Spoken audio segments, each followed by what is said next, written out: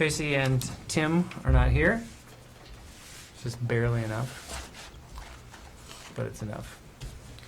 And this is the time where we open the open forum. We've got quite a few folks here, so if anybody would like to say anything in the open forum, now is the time to do it.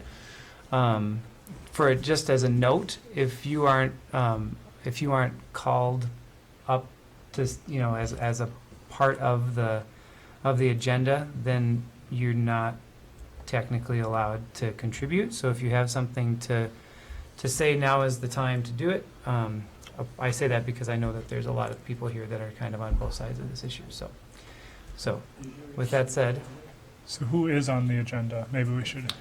Steve and Mike and Bob. Steve, Mike, and Bob are on the agenda. Yep. Okay. So if we want to say anything about their thing, you need to speak up now. That now is the time to say it. Yep. Because otherwise we won't. Or until next meeting. Yep. Until next meeting. Not forever. Not forever. Not forever. But that's the idea. So, Hal, come on up.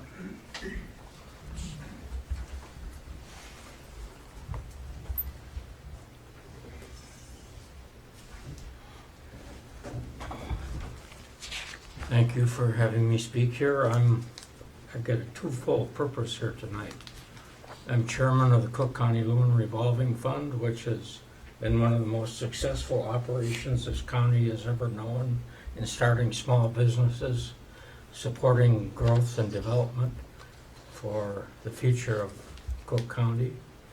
And I've served 6 years as chairman of the Planning and Zoning Committee, and because of the limitation I had to get off, and so I've been there 9 years, I guess, maybe too long, but that's why I'm here tonight.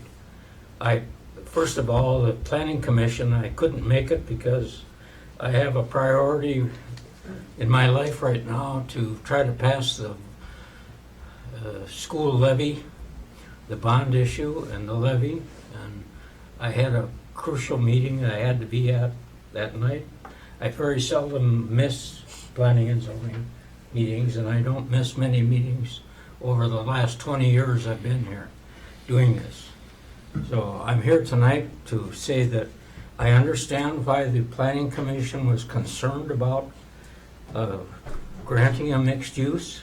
I probably would have been okay with that myself, but the reason I'm here is that this is an unusual situation.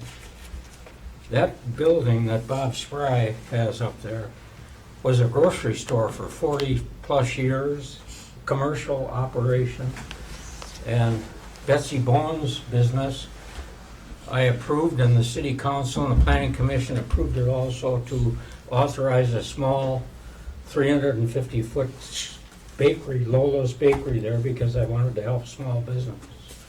And those two buildings, in my opinion, and maybe I should have looked into this years ago, should have been grandfathered in because of the use they had for all those years.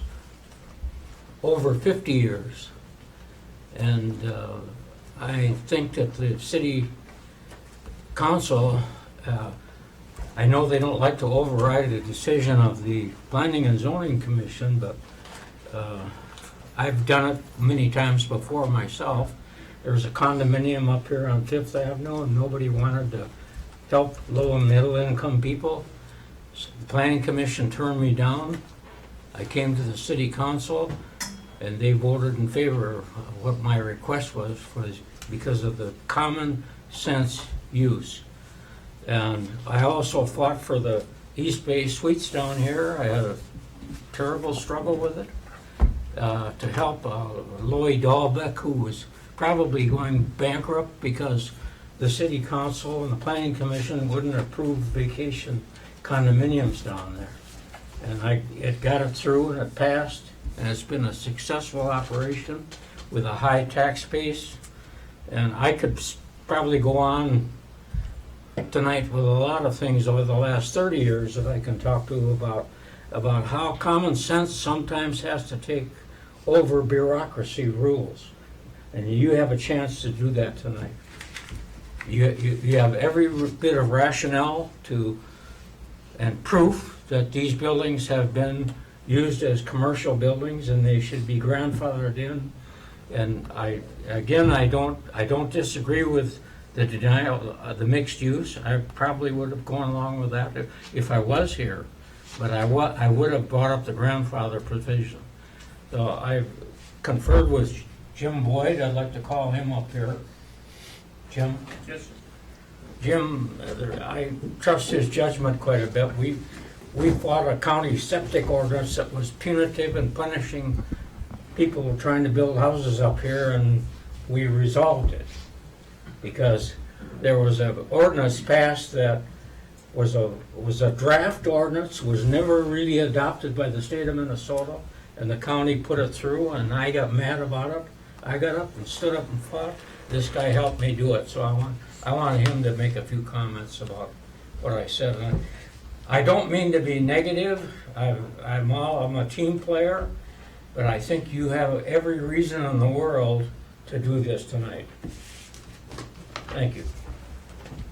Thank you. Thanks, Al. So, Hal asked me to come and speak, and I agree with what he said.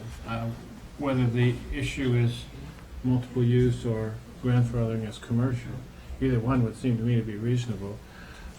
Both of these properties, Betsy's and Bob's, have been paying commercial property taxes for years, including the state general tax and the Iron Range fiscal disparities tax.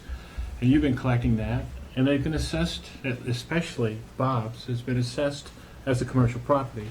I don't think anybody would look at the assessed value at almost $500,000 and believe that was assessed as a home.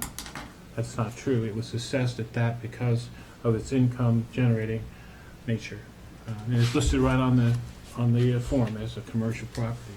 On Bob's, there's a small little piece of homestead, but that's for the little place above. So, either one, it abuts a mixed use district. Right across, of course, catty corner is Marais. So this is not in the middle of a residential R1 zone where continued use of it as a commercial property will disrupt or harm anything. It's just not the case. I think it's especially unfair to the Spries. They're the ones that suffer if, in effect, you're taking away their right to sell a property as commercial property for which they've been paying taxes for years. And if you won't recognize and grandfather them at least as commercial, or agree that it's okay to move them in with the contiguous mixed-use district, that's what you're doing. And they're going to take a lot less than the assessed value to sell that property. And that's fundamentally not fair, unless you would perhaps be willing to return the last 30 years in commercial property taxes to them. So anyway, I think fairness above all requires that you give serious consideration to either annexing them into the mixed use next door or grandfathering the two properties as commercial, which is the way they've been taxed for years and years. So, thanks. Thanks, Jim. Thank you. You guys are on the agenda. Anybody else? Come on up. It was a wonderful zoning meeting that most of you missed. And where was the camera when we needed it? I commend zoning commissioners Todd Miller, Mike Geary, and David Beckwith for doing the right thing and not caving into the pressure applied by Councilor Kennedy and City Administrator Roth to recommend passing this zoning request, although it was clearly unwarranted on merit alone and not in the best interest of the community. There came a point when Miller and Geary had to remind both Kennedy and Roth what the mission of their board was. When Kennedy disagreed, they had to pull out their rule books. Miller informed them their board had been accused of playing favoritism and he would not play favorites. When it was clear these three zoning commissioners were not going to cave in, not going to budge, Councilor Kennedy suggested, I believe they're called the Lutzen Realty Group, buy the Spry building and do what they want, breaking zoning ordinances because the city doesn't enforce zoning ordinances anyway. And I checked with a city zoning commissioner who was at the meeting to make sure that was correct, and that's what he said was correct. Well, that must be right then, Did- huh? Did they say that it was correct that the zoning ordinance isn't enforced? Or I'm just trying to clarify what No, what he you're saying. said that those things, Oh, that those things happened at the meeting? yes, Okay. Oh, I see what you mean. yes. And one has probably only to look at the pop-up sign ordinances to realize Kennedy may be right. Among the rules, it states you need a permit and you're only allowed one sign. On Highway 61 and 7th Avenue, we see a permanent pop-up sign for the Art House B&B. And we also see another one on 7th Avenue. And for anyone who doesn't know, over there, the Art House B&B is owned by the mayor, who is not following, does not appear to be following the sign ordinance. Probably because you don't have to. And I question if you even have a permit. I do. And you know then that you only get one sign? I I, really wouldn't waste a lot of time in conversation. to my knowledge, I'm in Okay. conjunction with the. Anyway, until the city, meaning the elected officials, can police each other and Mr. Roth, you may have the power that comes with this office, but you guys are losing the respect of people in this community when stuff like Mr. Kennedy says, do it anyway, break the law, because we aren't going to enforce it. That just is crazy. You have the power to grant this SERBA zoning request against the board's recommendation, but using the same criteria Rusty and Linda Peterson were used to a year ago, a block up, I think you have to cut it, because the only thing these people really can't do in this building with the way they're signed is a vacation rental. And they are the kings of vacation rental. We all know that. And so if you're going to pass this and you're going to give up residences, that's crazy when other people can't do it. Thank you for your time. Thank you. Is there anyone else?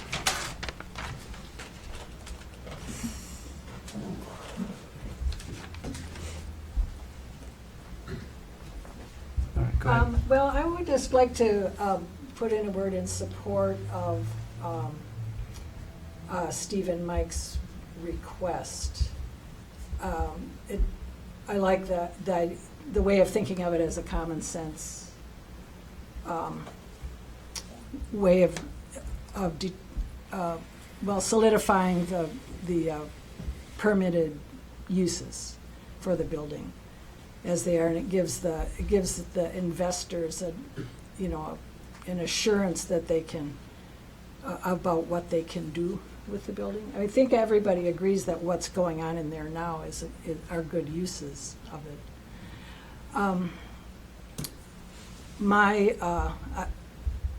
My building is not really on the table right now, but it is a similar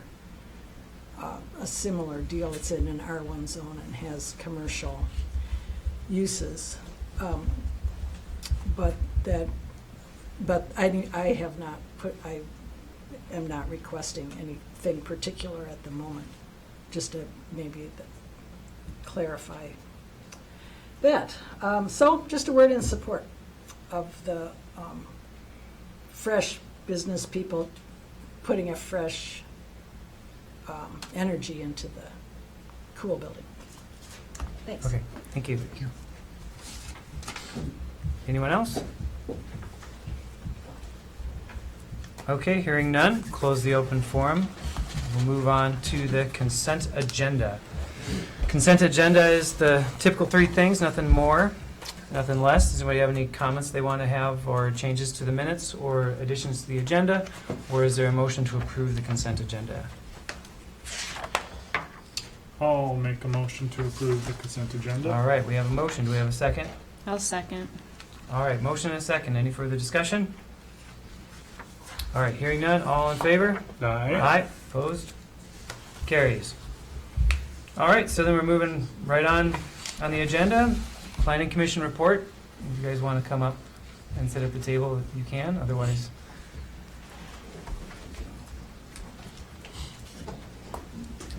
so we have, let me just get scrolled down here so I'm on the right page.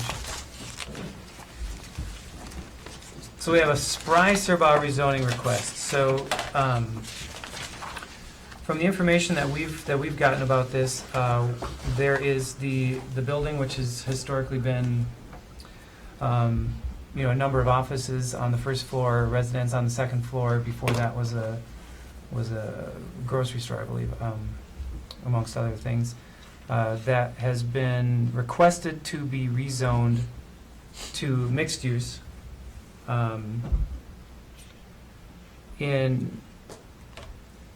through an application that was included in our packet. So we got to see the application and the thoughts that went into that.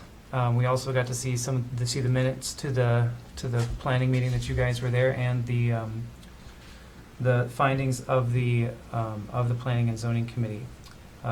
With that said, this is the time for us to open up this conversation and see what we're going to do with this. So I have a few questions just to start off, and I don't know what the best way to bring them up is, so probably just to bring them up straight out. Currently, right now, like on the title for this property, does it say that it is residential, or does it say that it is commercial?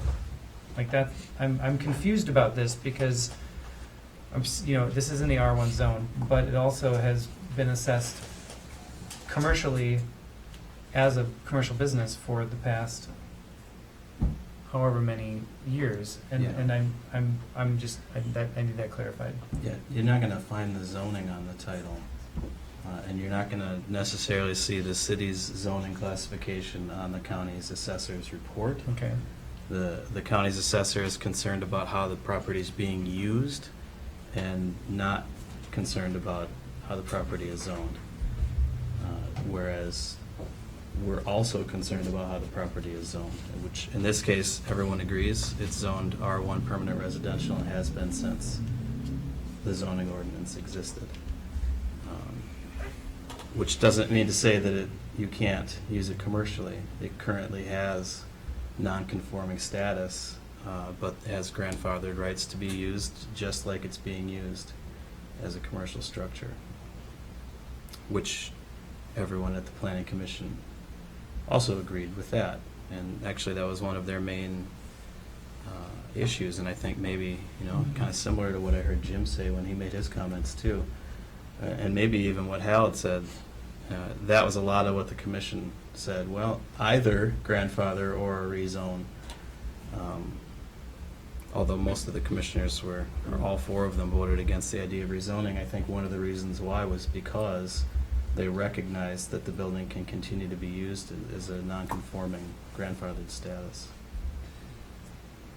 So if no action is taken, so if this request gets denied, the property can be sold and retains the grandfather status of commercial residential use. Commercial, yeah. I mean, residential is conforming. Oh, I suppose. Right. Never mind. That's right. So I guess then the question, do you guys have anything you want to bring up right off the bat? Because otherwise I'm going to start asking them. How does one lose a grandfather non-conforming use? If you change from something like commercial to something that's less impactful like residential, and you maintain that change for a period of 12 months, then you've lost your non-conforming grandfather status. So if you change the use for a year, then you lose the non-conforming status. That's right. Just the use, okay. We haven't rezoned it, we've just simply, they buy it and all of a sudden they just live in it for 12 months, then they've lost their grandfather status? That's not what you're saying. Well, if they converted the structure to a residential structure, then 12 months from now, it would no longer have any legal rights to continue its commercial non-conforming use. But if it stayed as it was, and as how it is zoned right now, they buy it and continue to use it with some kind of mixed commercial, whatever, as it is, then they're okay. Mhm. You can continue as. That's right.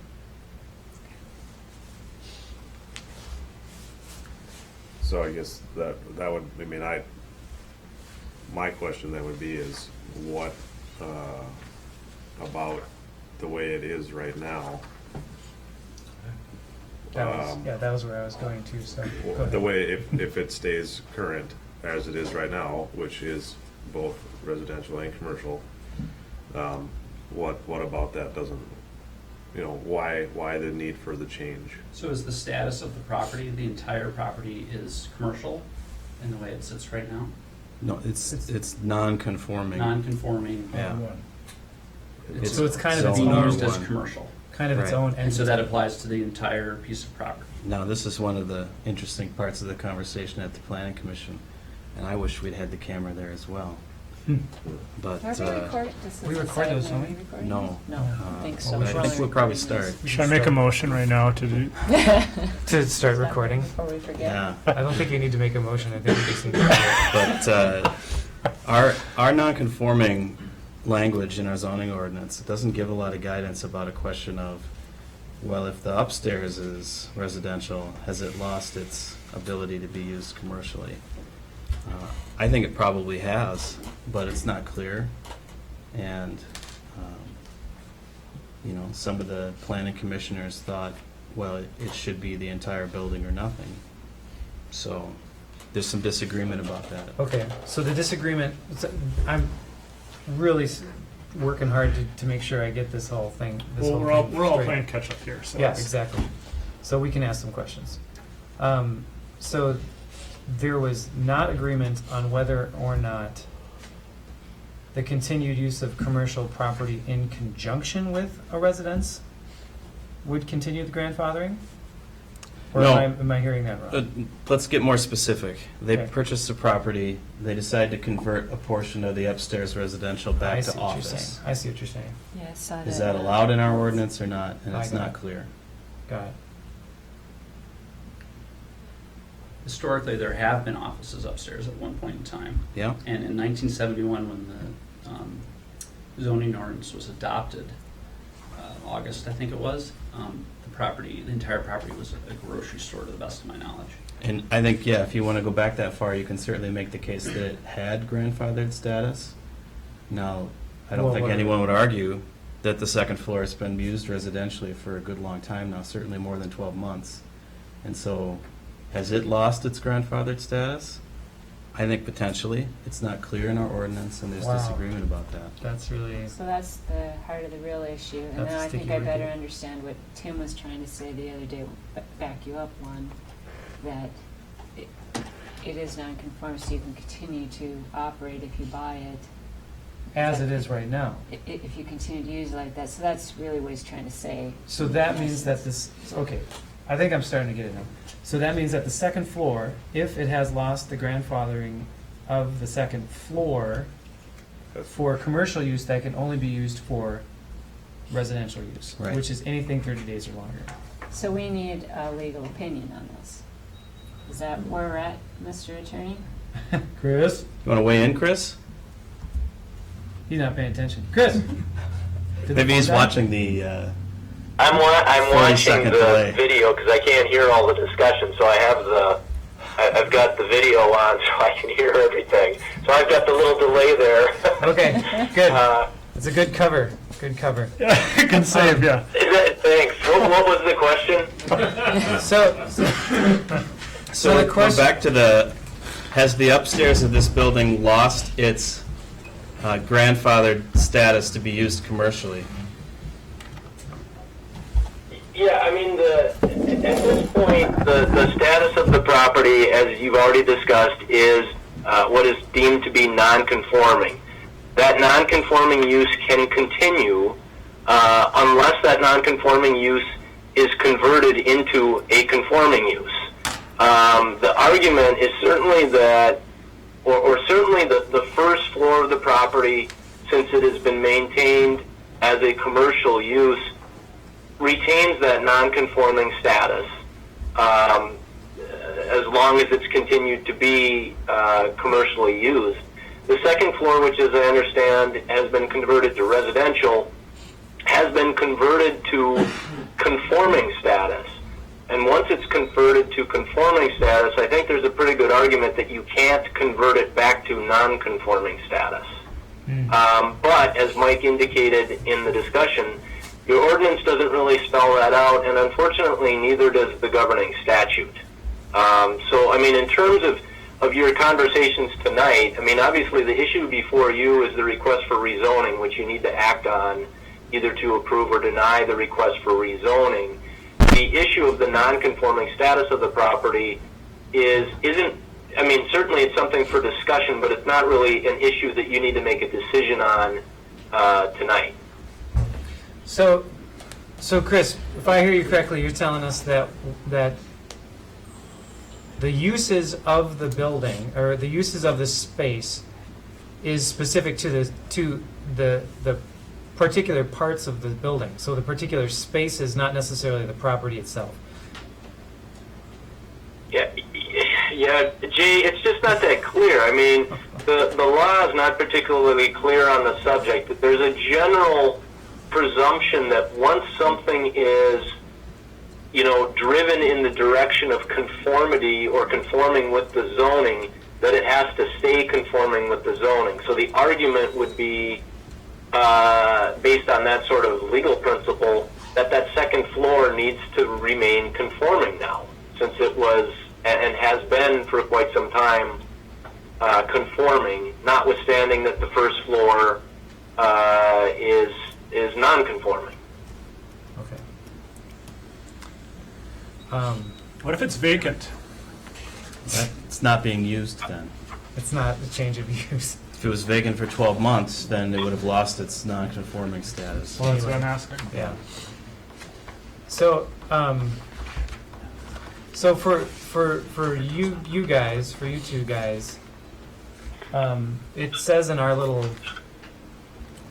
summary here that there's interest in using the second floor as staff housing and such. That's conforming, is it not? I mean, that is. So, is the interest, like, specifically in adding a rental unit up there as well, like a vacation rental unit up there as well, or I mean, He also let asked us get for in. office space. Well, that's the office space. Right? So then that would You want be changing it back to a Apartment commercial. and office. I want to get in your head. Yeah, absolutely, and thank you, Mr. Mayor. And that's principally why we went before planning and zoning. I mean, there was a notion where, well, just buy it and, and just do kind of what you want, because, I mean, with all due respect, the city has historically been consistent with a bunch of inconsistencies. And that's not pointing fingers, that's just the way that building has materialized over the years, from grocery stores to all sorts of different things. When you deploy a significant amount of capital, and investing over $500,000 when we do improvements, and when we start to dig in, and by the way, we weren't looking for this, this argument. We just started to, okay, we're investing, and so we need to understand this. And so this was not an intentional act. It was like, wow. It's just common sense if you want to make a business venture. I get Yeah, it. That's exactly. fine. And Yeah. so I was like, wow. I mean, there's some, we need to get this cleared up. Mhm. And so we felt the best way to get that cleared, to solve the problem. And clearly, I mean, kind of what we're talking about tonight, there's a fair amount of confusion. although it's becoming more clear, is like, well, let's rezone it to really what the building has been for 80-plus years.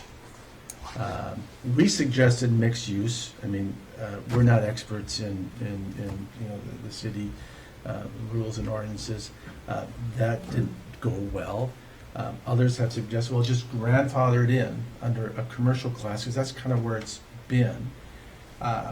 So, you know, we're just looking for a solution, and sincerely not trying to create any problems here. But let me just, so when we were doing our homework, Counselor Benson, and you're right, it's a business decision, and looking at, our principal objective going into it was, for some of our employees. I mean, that was our first and foremost focus, because we need that, and the county needs that as well, and our business needs that.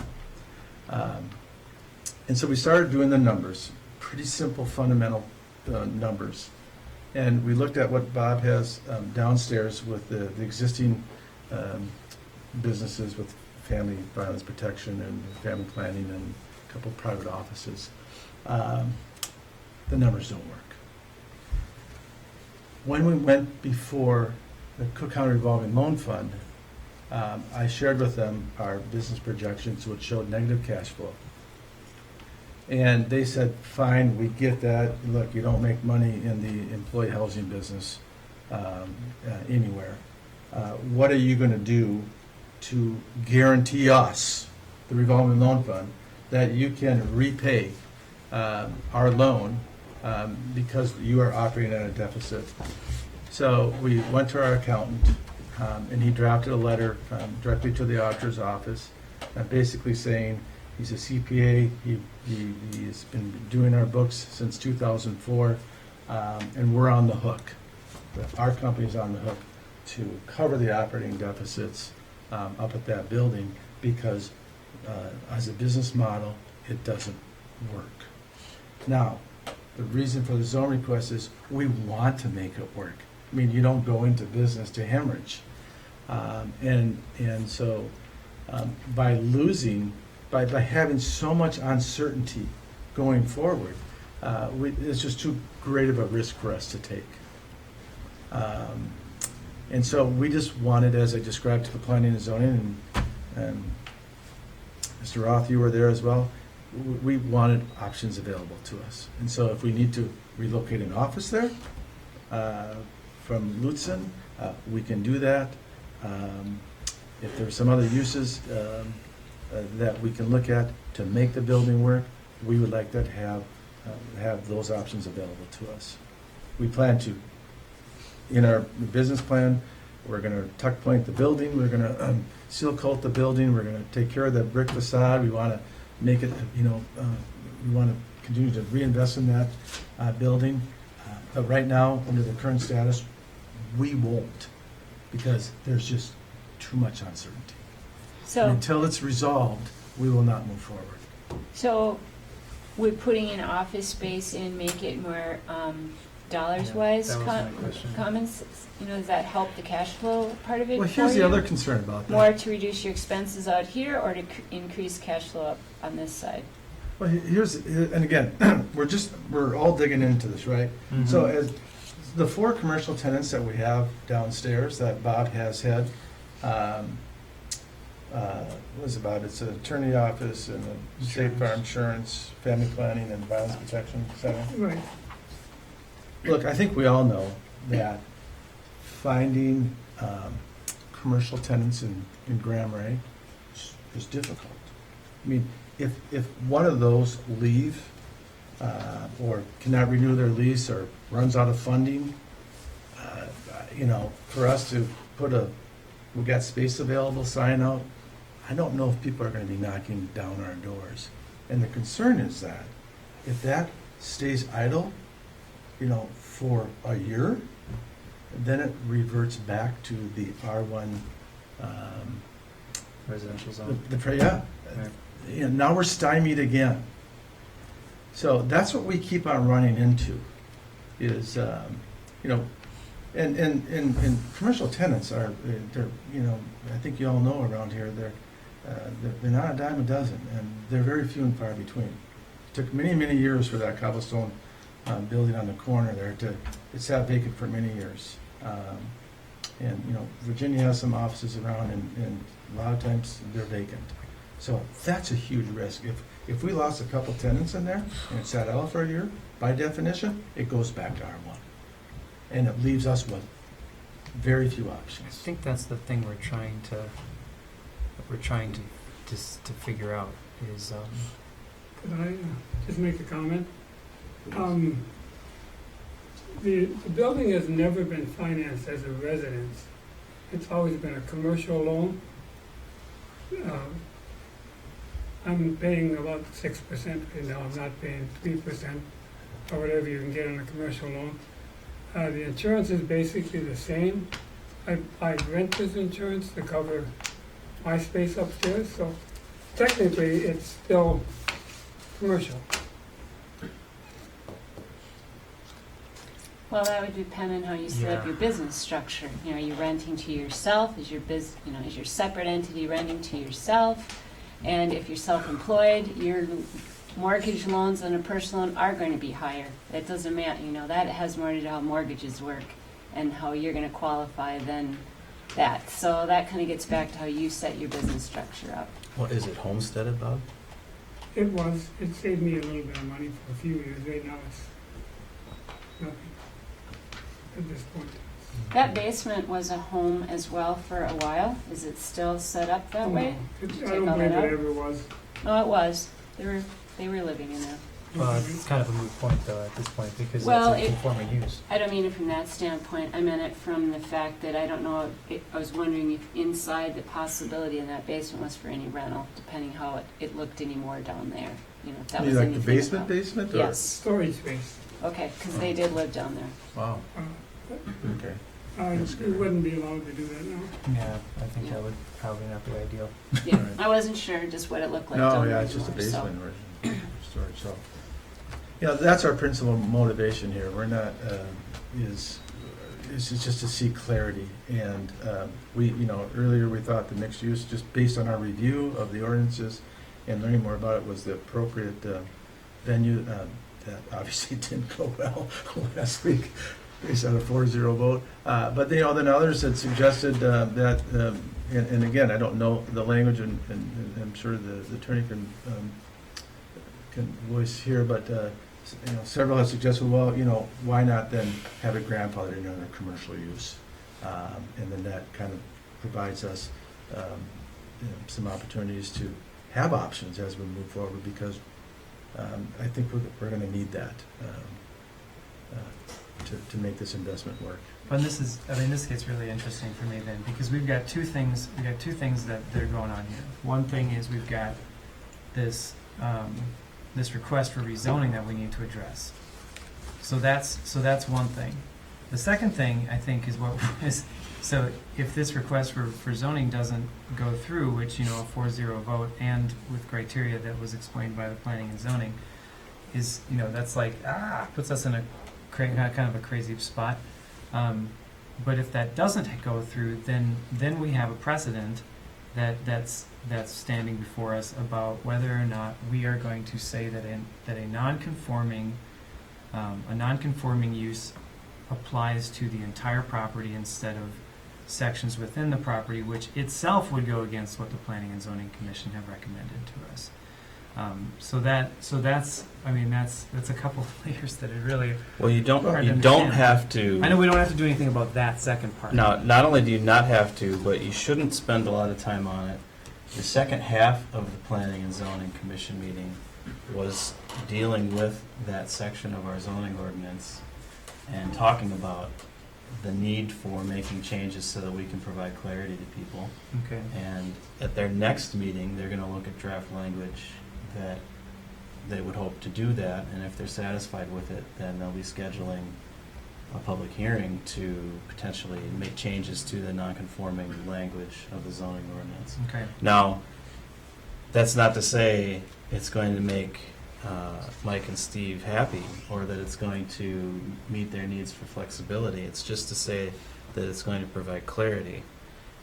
So I would recommend to the council that you wait and see what the planning commission comes up with before you spend too much time thinking about the unfortunate status of our non-conforming zoning language.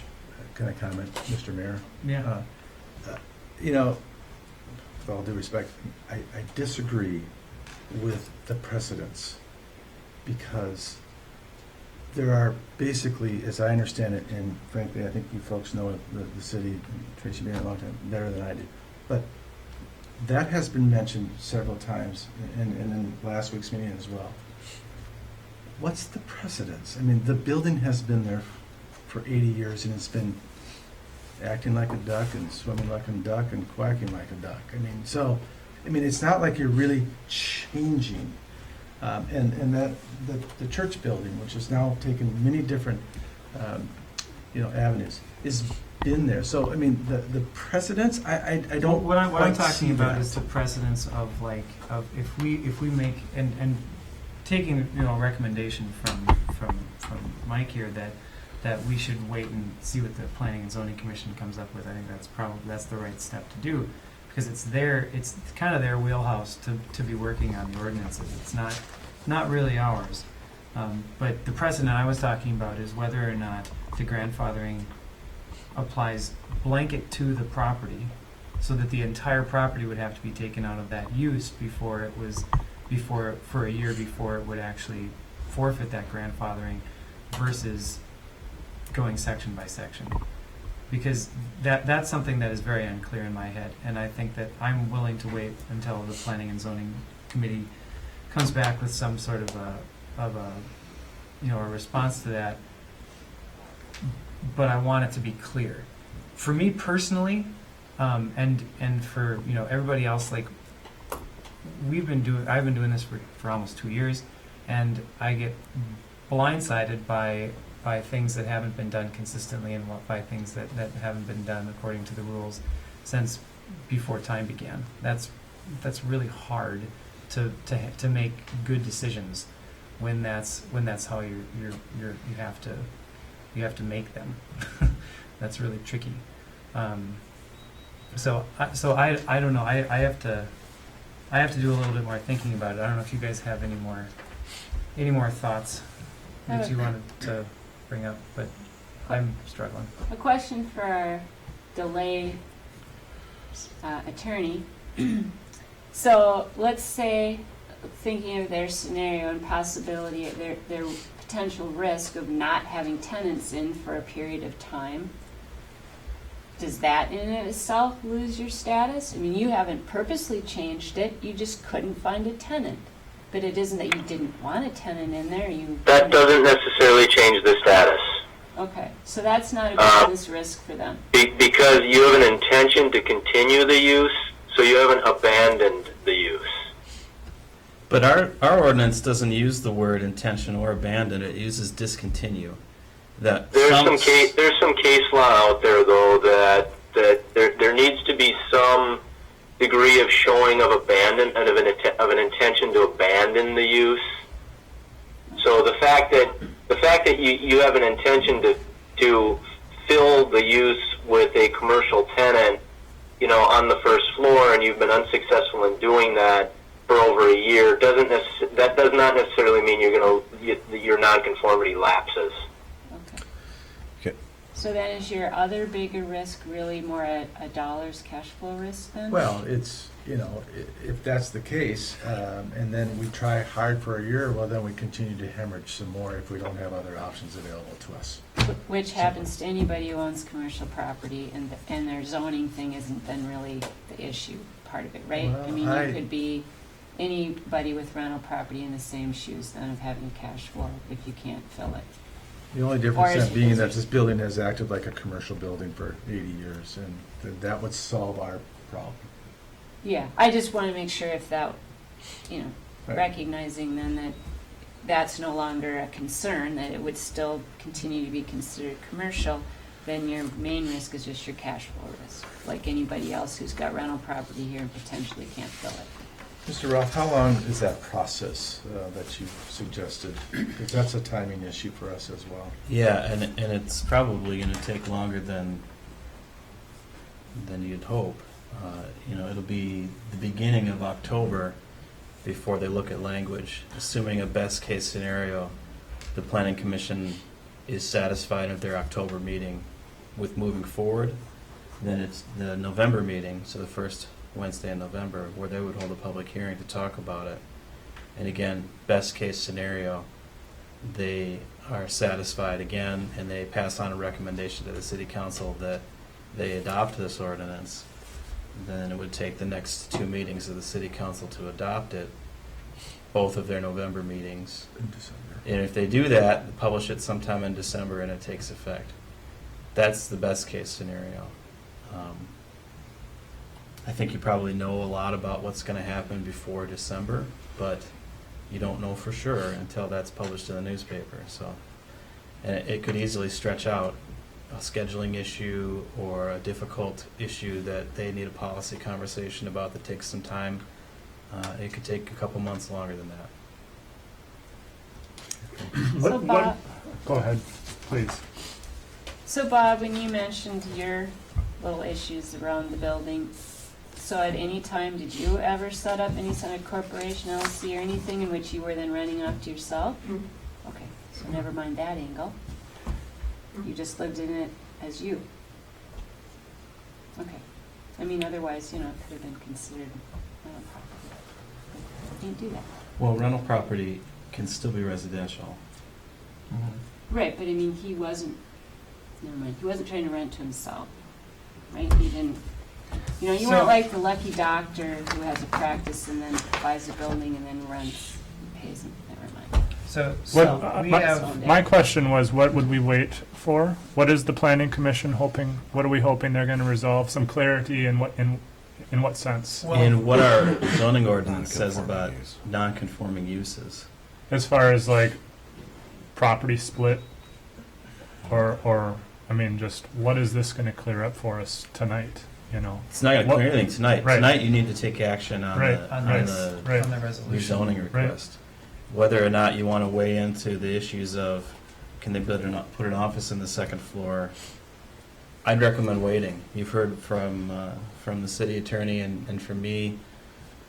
We think it's probably not still grandfathered upstairs, but we also say our ordinance isn't very clear on it. Right. The thing that I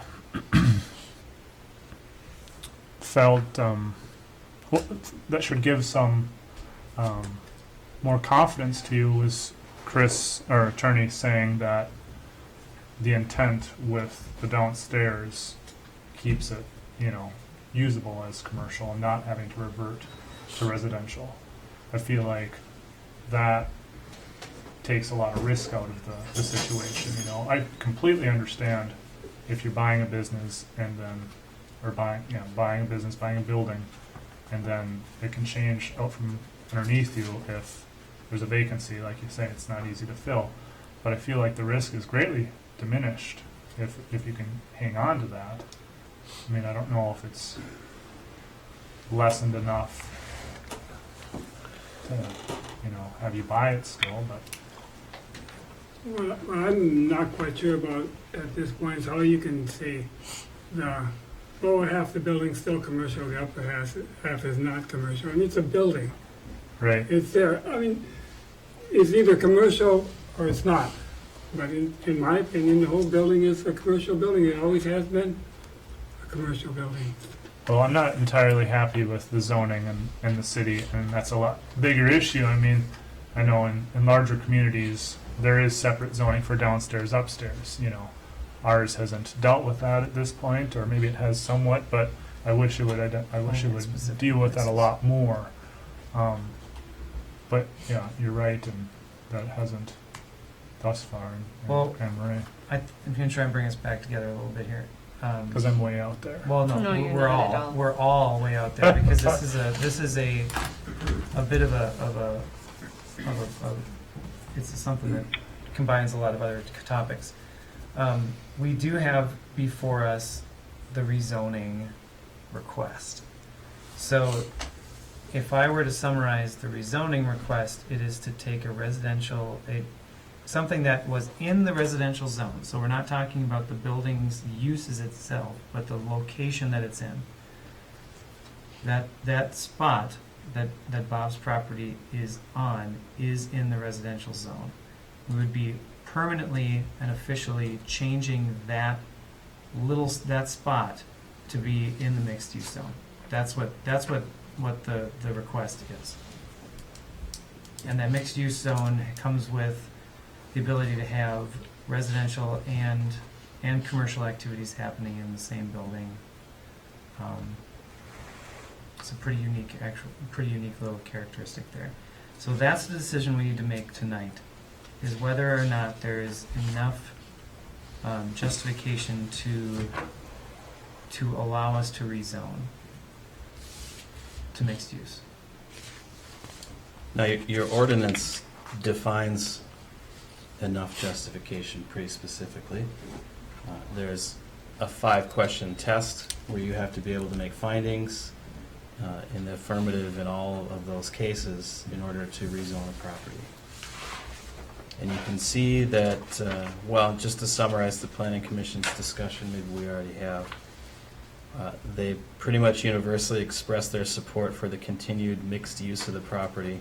They didn't see how the rezoning was necessary to continue those existing uses, and they were concerned about the additional uses that would be allowed if the property was rezoned, particularly vacation rentals, that could displace the existing residential uses.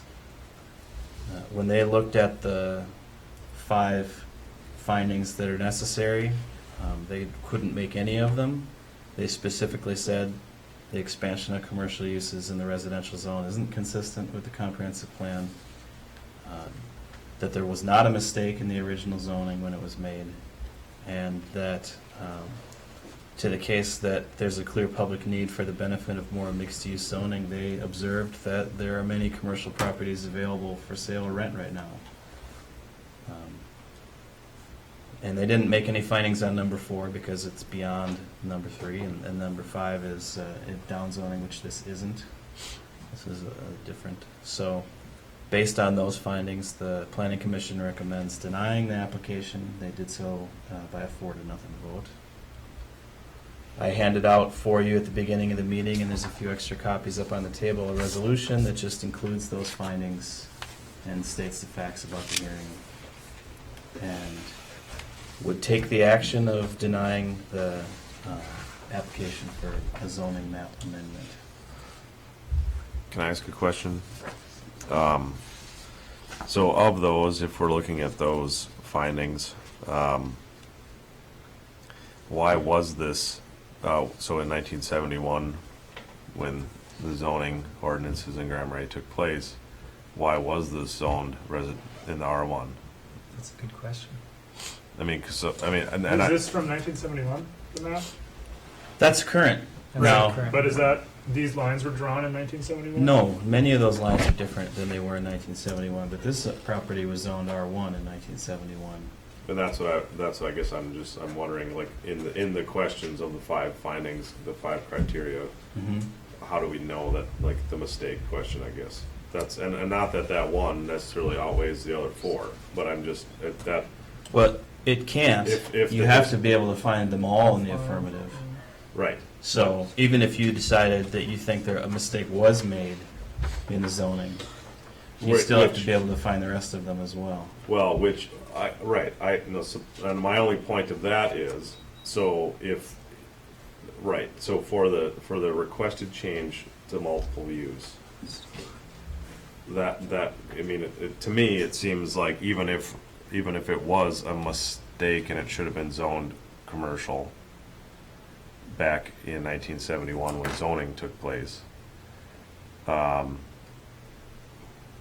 of these other, I guess you're saying it has to meet 5, right? So it still wouldn't do that. So that's fine. But so then, I guess if the mistake is maybe accurate, that it was a mistake and it should have been commercial, it moves, again, not necessarily what we have to try and resolve tonight, but it looks at then changing the status to commercial property because of that mistake. Not, passing the resolution 2016-10, which denies your zoning request to change from R1 to multiple use. But then to look at what changes we could make, accepting that it was based on I wasn't here in 1971, let alone in 1935. I mean, I have no idea, except for, I just know Bob's lived there ever, and there's been businesses there ever since I've been here. But it sounds like the historical side of it is that it has been commercial. So, am I talking in circles? Does that make So sense? what you're saying So what I'm is saying that is, maybe they really did make a mistake? so in maybe they 1970? did make a mistake. And I have more to say about that, right? I mean, like, because I do feel that it would give me pause. So to deny the change to multiple use, it would give me pause then to grandfather in as commercial, simply because as soon as it's relegated to commercial status, then throughout the whole entire building, then if somebody doesn't keep the commercial space busy, then you can, I get the money side of it, the cash flow, but the best cash flow is VRBO, and that really undermines, I think, to me, the potential of 3 how many units are in there, 2 or 3 right now? 2, that's, so I'm just kind of talking out where I'm coming from. But at the same time, I also think maybe it was it doesn't make sense to me on why it was ever zoned in the R1. Do we That ever doesn't have make any notes that sense. far back? Well, I'm Of sure what there's people- minutes, but this was a map that was adopted. So what we're going to have is an ordinance with the map attached to it.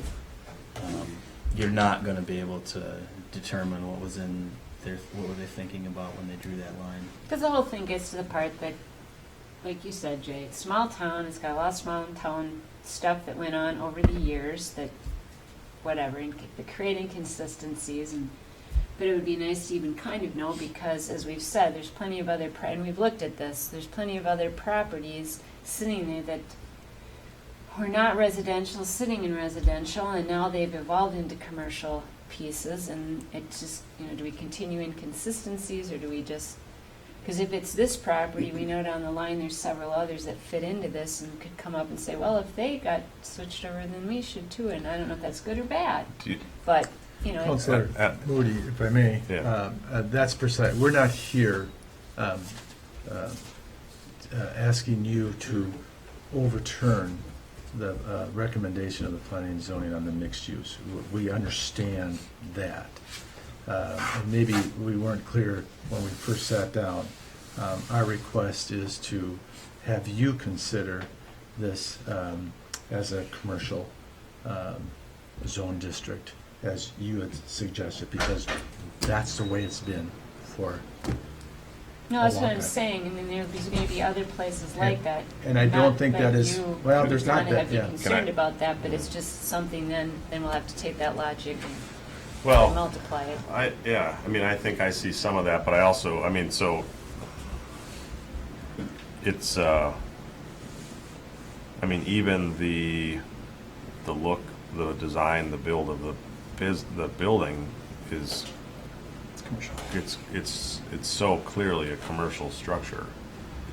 I guess here would be my feelings on it, or my take, I guess. This is me, so you guys chime in as much as you feel. As I would,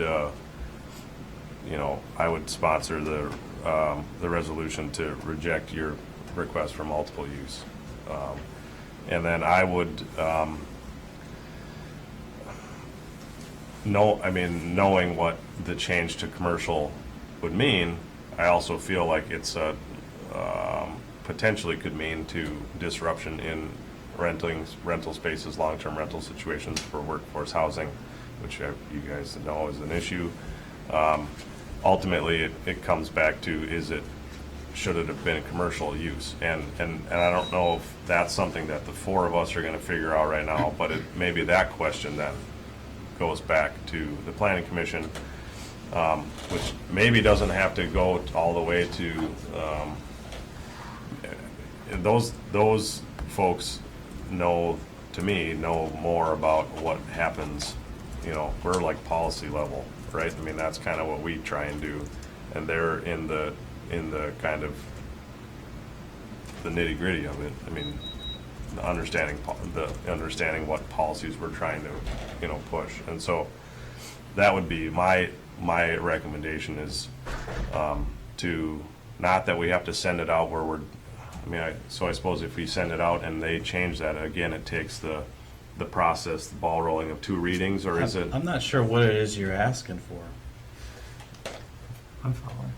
I think I'm following what you're saying. Help me out here. Well, so you deny this rezoning request, and then what's the next action? Well, to change to understand that number 4, that it was potentially a mistake in not having it zoned commercial, and having the planning commission examine and put forward their recommendations to us on changing this property to commercial. I think they already did that. With the commercial side of it? I mean, Well, what do you mean? we're calling it mixed use, but mixed use is a commercial zone that allows residential uses. Okay. And so when they had their conversation, they basically talked about concerns about the commercial uses on the property. There weren't any concerns about the residential uses on the property.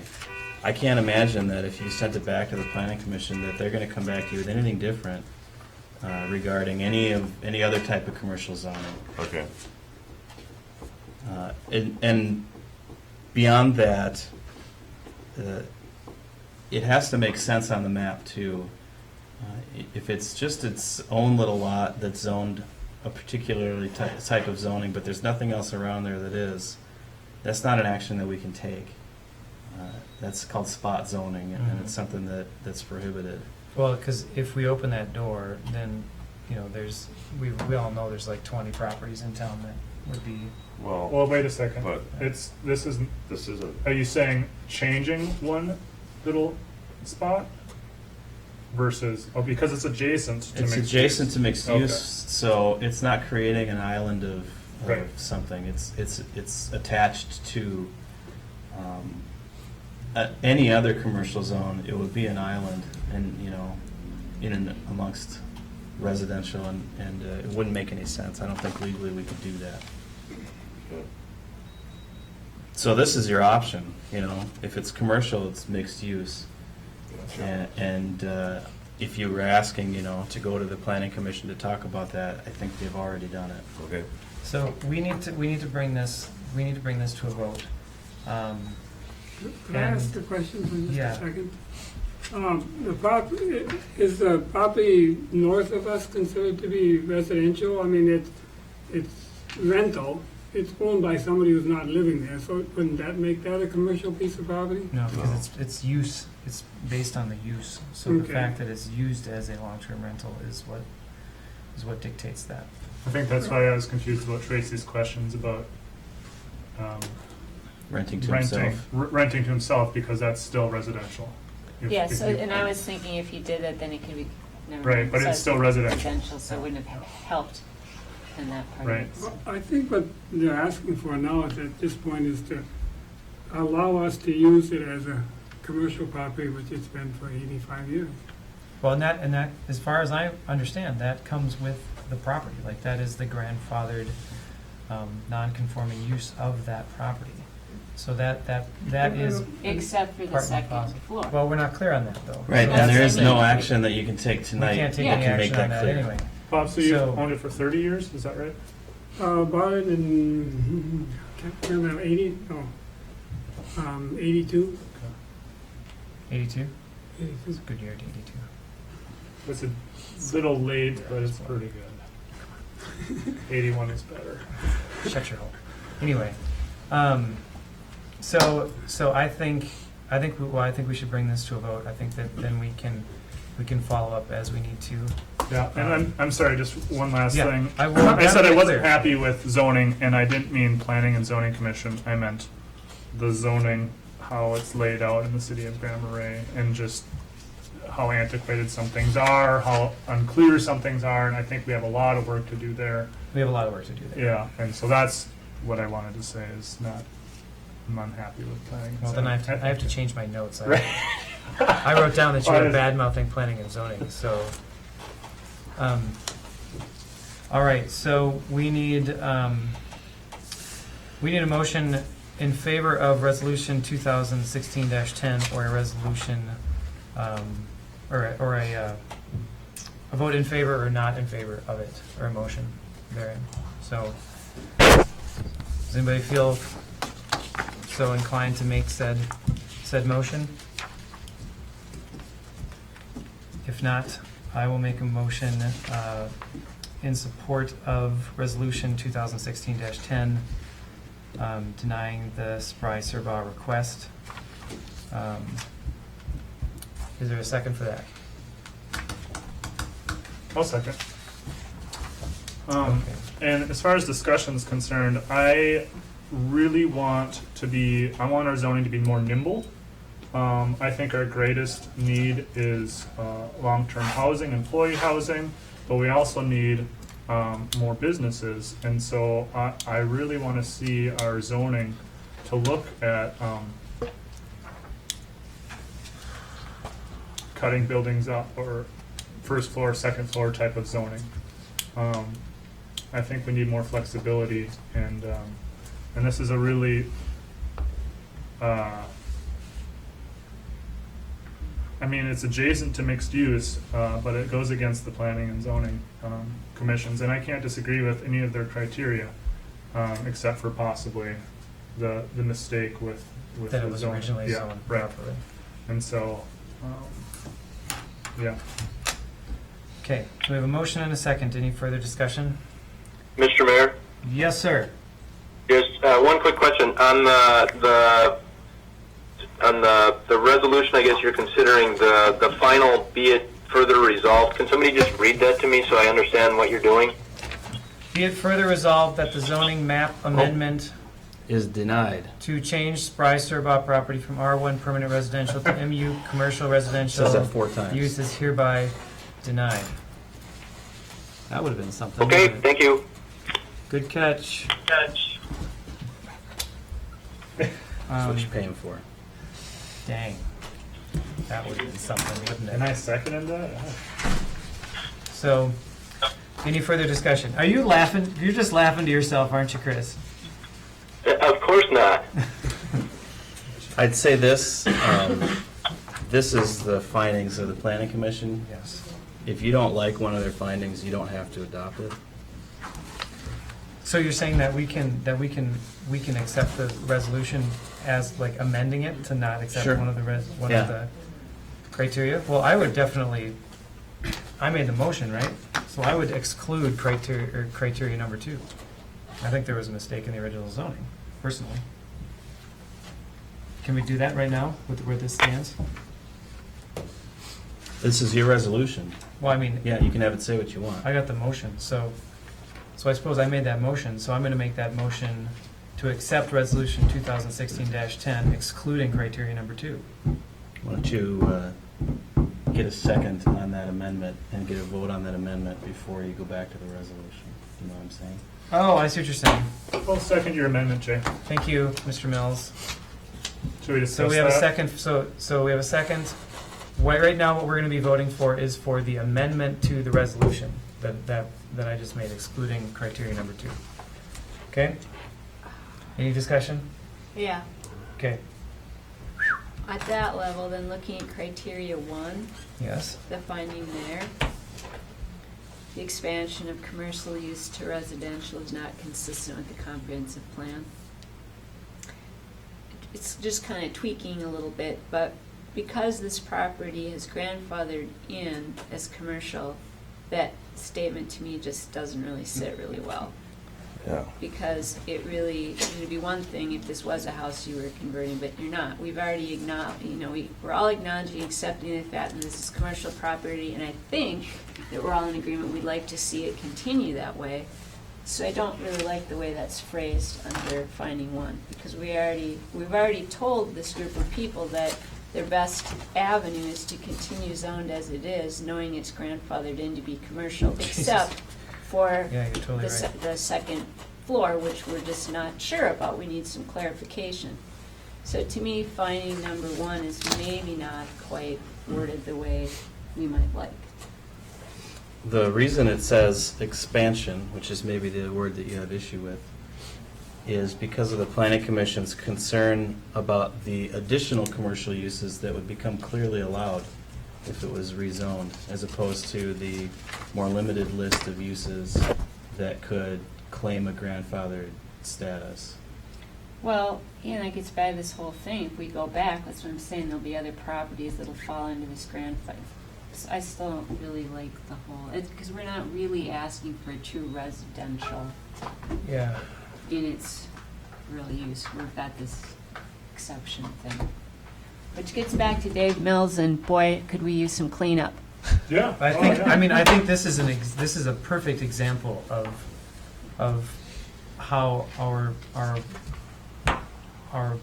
zoning ordinance is really cumbersome, and I would be Just very more- glad to do some work on that. It's just more than these guys really probably wanted when they just wanted to buy some property. To Right. get dragged into Yes. it, made an And now they've example been of some sitting there bigger for an hour and a issues. half. Yeah. So I have a motion on the floor for the amendment of criteria, removing criteria number 2.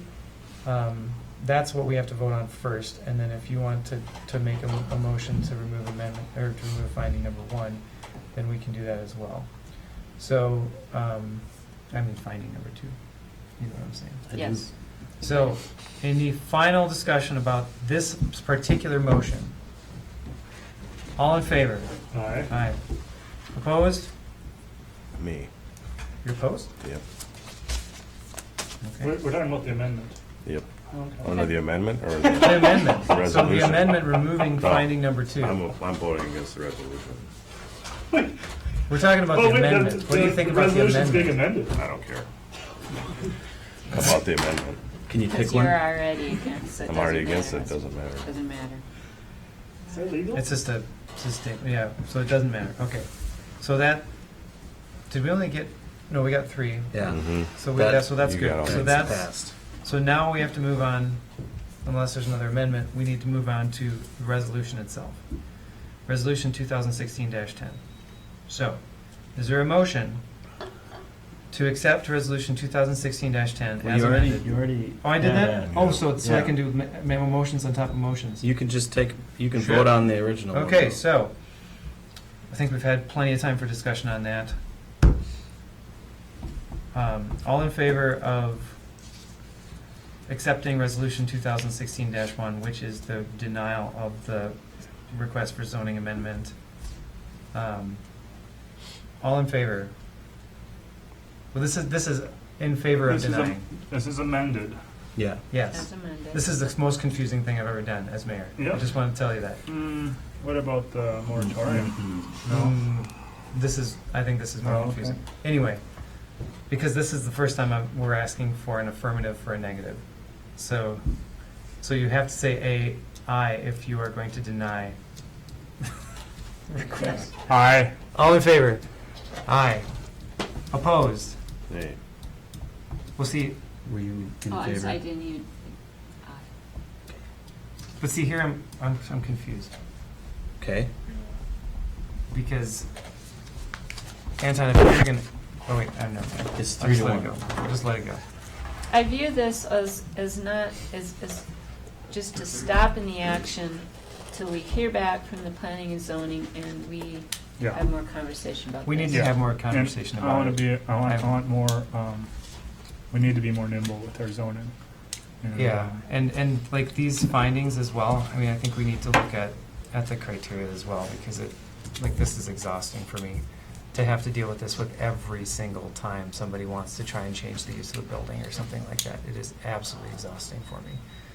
And I do regret the consequences for Bob as well as If Steve and if Mike. there are any consequences. well, that just negatively this affect consequence it. right now. I mean, Right. that- And yeah, I feel completely shackled by it. It pisses me off a little bit. How do we get clarification about the second story deal, Mr. Hunt? Stand up, kid. Delayed Gotta wait for reaction. the- Hey, Chris, He's listening. Yes? how would you recommend we get clarification on the question of what uses are allowed on the second floor? Well, we need to have a discussion at the planning commission level about how they want to amend the non-conforming portion of the city ordinance and to write that into the ordinance. So to me, the best step for this to proceed is to really get that issue nailed down, and that we have flexibility to do, and the planning and zoning could get focused on that, and the rest of it is somewhat resolved, to allow them to continue in a commercial use for this property as it is zoned now. I don't know That's if a it- question. I don't know if he can hear you. That's a question? Yeah. That sounded like one did it. No. No. Please repeat the Clarification. question. So, Chris, so if the Yes. planning and zoning gets their heads together and they figure out the answer to the second floor, and then act accordingly and come back, Well, then, they wouldn't be figuring out the actions with the second floor. They would be drafting an ordinance that would be applicable to all situations in the city as it pertains to nonconformities, because you have a number of nonconforming uses in the city. So they would need a larger discussion. They could certainly, as part of that larger discussion, determine whether or not they want to address this specific situation as part of that larger ordinance, but they're legislating for the entire community, or would be recommending legislation for the entire community and all nonconformities, not just this one circumstance. sure, I get that, but they have the ability to do that, and then come back to us one more time. And we'd want that. We'd want a criteria we could follow another time, because it isn't specific enough. But if we do that, then, and get that issue resolved, as it is zoned now, potentially, it could continue then with, and serve their purposes, as it is zoned right now. It still can, I mean, they can still operate as the use exists now. So if they want to operate the use with the commercial on the first floor, they have the right to continue to do that. Right, but it's the second floor that's the question. Yeah, I don't think it's that big of a question in my mind. I mean, I think there's some ambiguity in your ordinance related to it, but they have essentially converted the second floor to residential, which means it's conforming. You have other zoning in the city that says you can't have, or parts of the zoning in the city that say you can have commercial on the first floor, residential on the second floor. I mean, you do need to have some level of consistency in terms of how you apply zoning in the city, and have some uniformity to it. And I think they are, I think if a court were to look at this, the court would probably look at it and say, no, they converted the second floor to a conforming use, and you can't convert it back to a non-conforming use. I mean, I think that's the likely outcome. That's the kind of thing we need to hear tonight. That's right, Tracy. Unless planning and zoning and the city decide to develop an ordinance that says otherwise. And that they have that ability. They and we have that ability. Okay. Think you're done. I think that's that. So we'll make sure to keep you guys in the loop about further developments.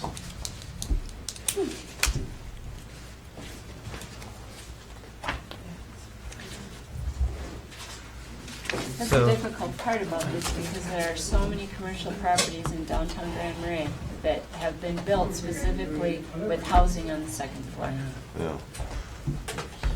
Which you can do. which you can do. And so if they were allowed to become totally commercial, they would have, I mean, they're kind of like that now. They can go back and forth downtown. Yeah.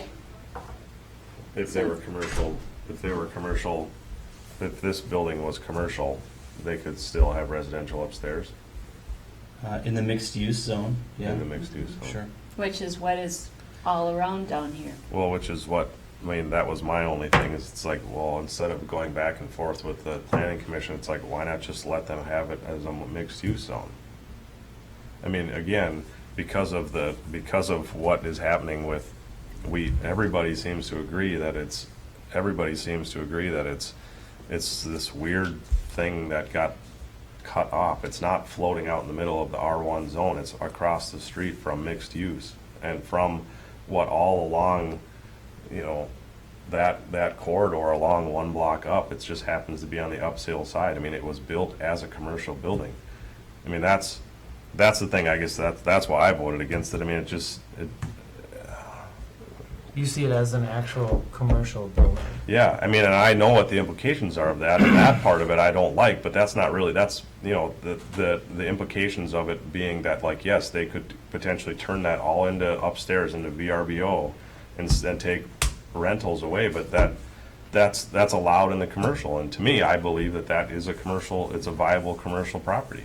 I think that's why we need to have a larger, The comp plan stuff is like, absolutely, but I don't think, again, like, if we send this off down to the planning commission to look at this one property, then it's just gonna be this, like that is why we find ourselves continually in the position like this. Yeah, this isn't being sent down. They took this up of their own accord. They took it up of Well- their own accord before this issue was on their agenda. This isn't the only time that this has been an issue. And so they're not addressing this just to deal with this question.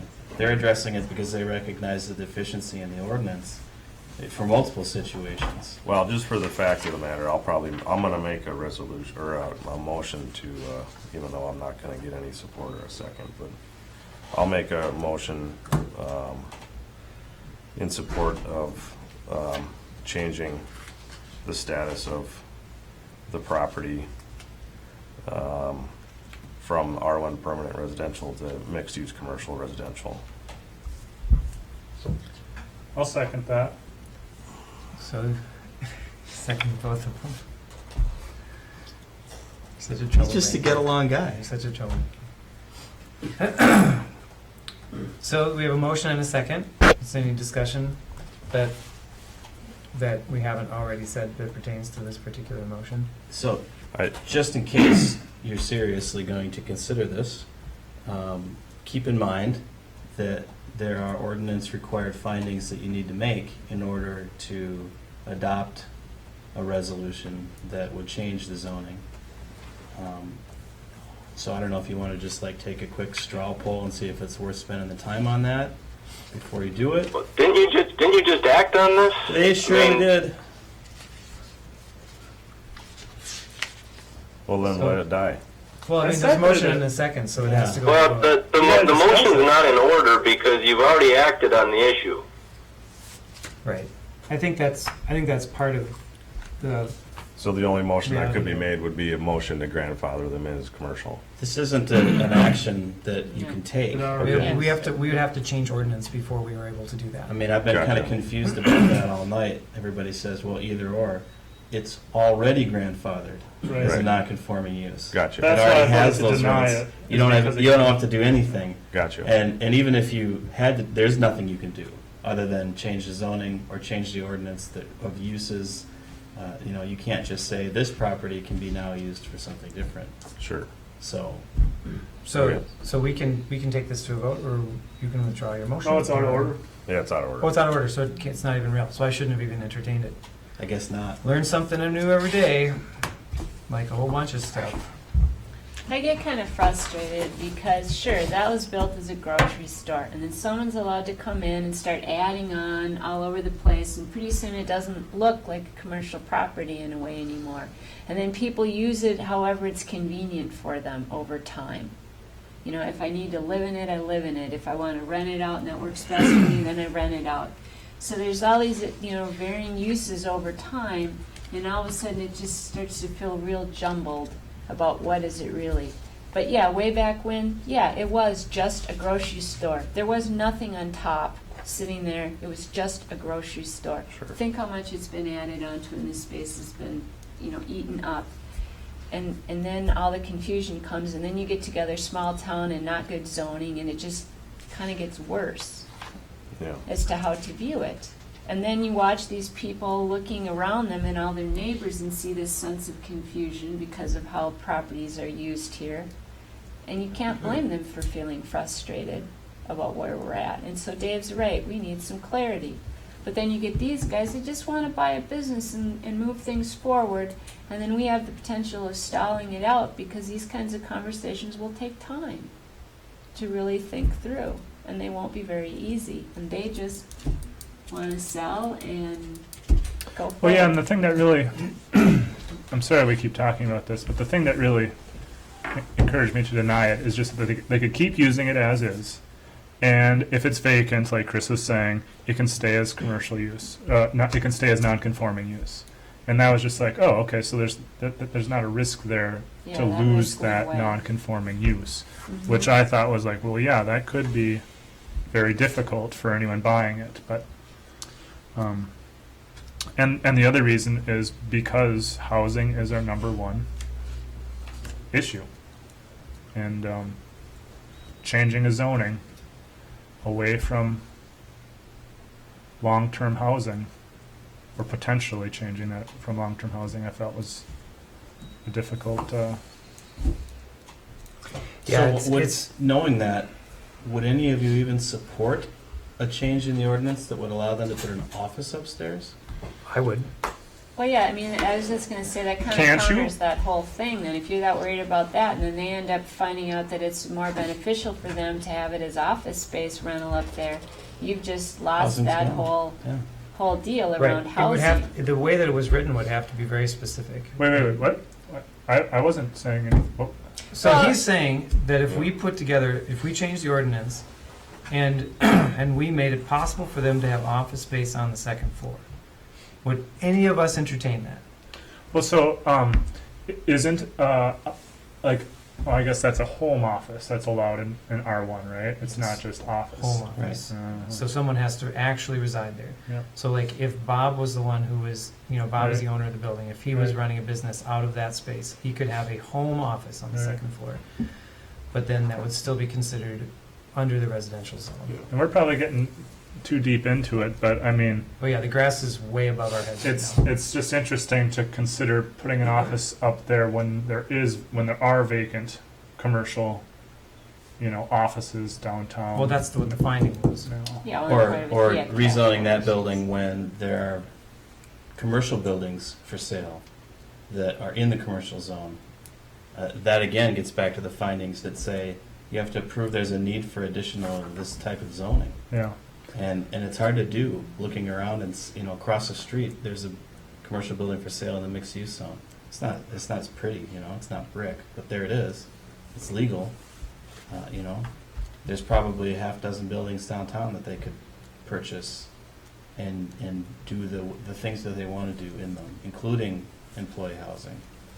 So that's why it becomes a difficult issue. Right. And it's on the edge uh, of the zone. I think that makes it more difficult too. Yeah. It does. That definitely makes it very gray.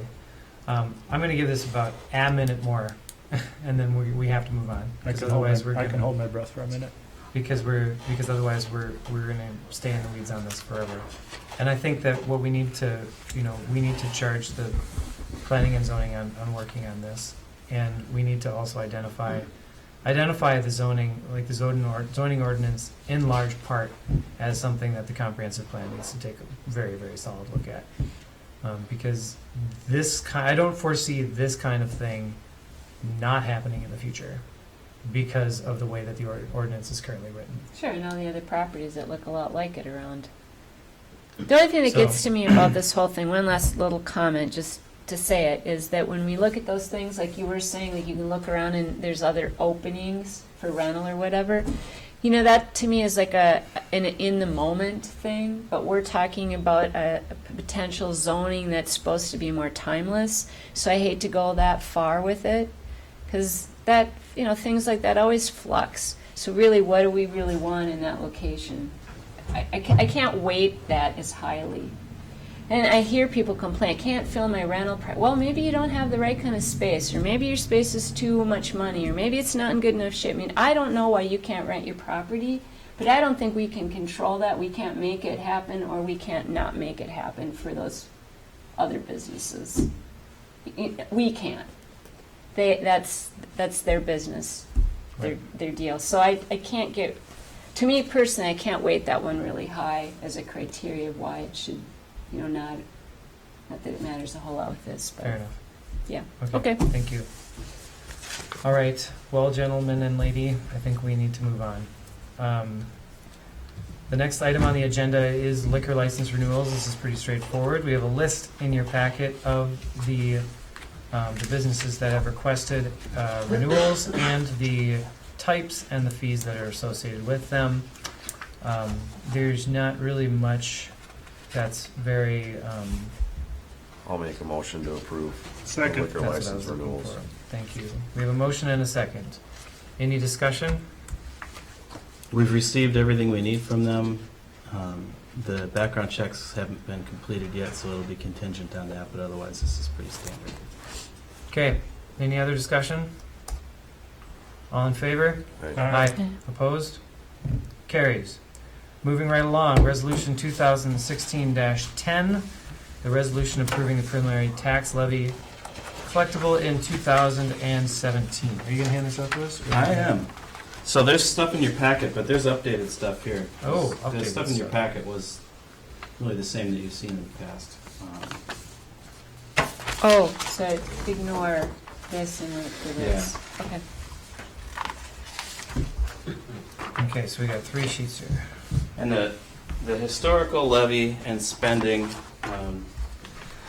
is the one that shows what percentage levy increases, and probably would be the most useful one to start with. I'm handing it out first. Thank you. The new version doesn't have any different numbers on it. It does have 2 new tables on it that you can use to think about if you wanted to change the increase in some way from the 5.5 that it's at to something else. You can see, well, what's 1, 2, 3, 4, and 5% amount to in dollars. Yes. And this is total levy increase you're talking about. Yeah.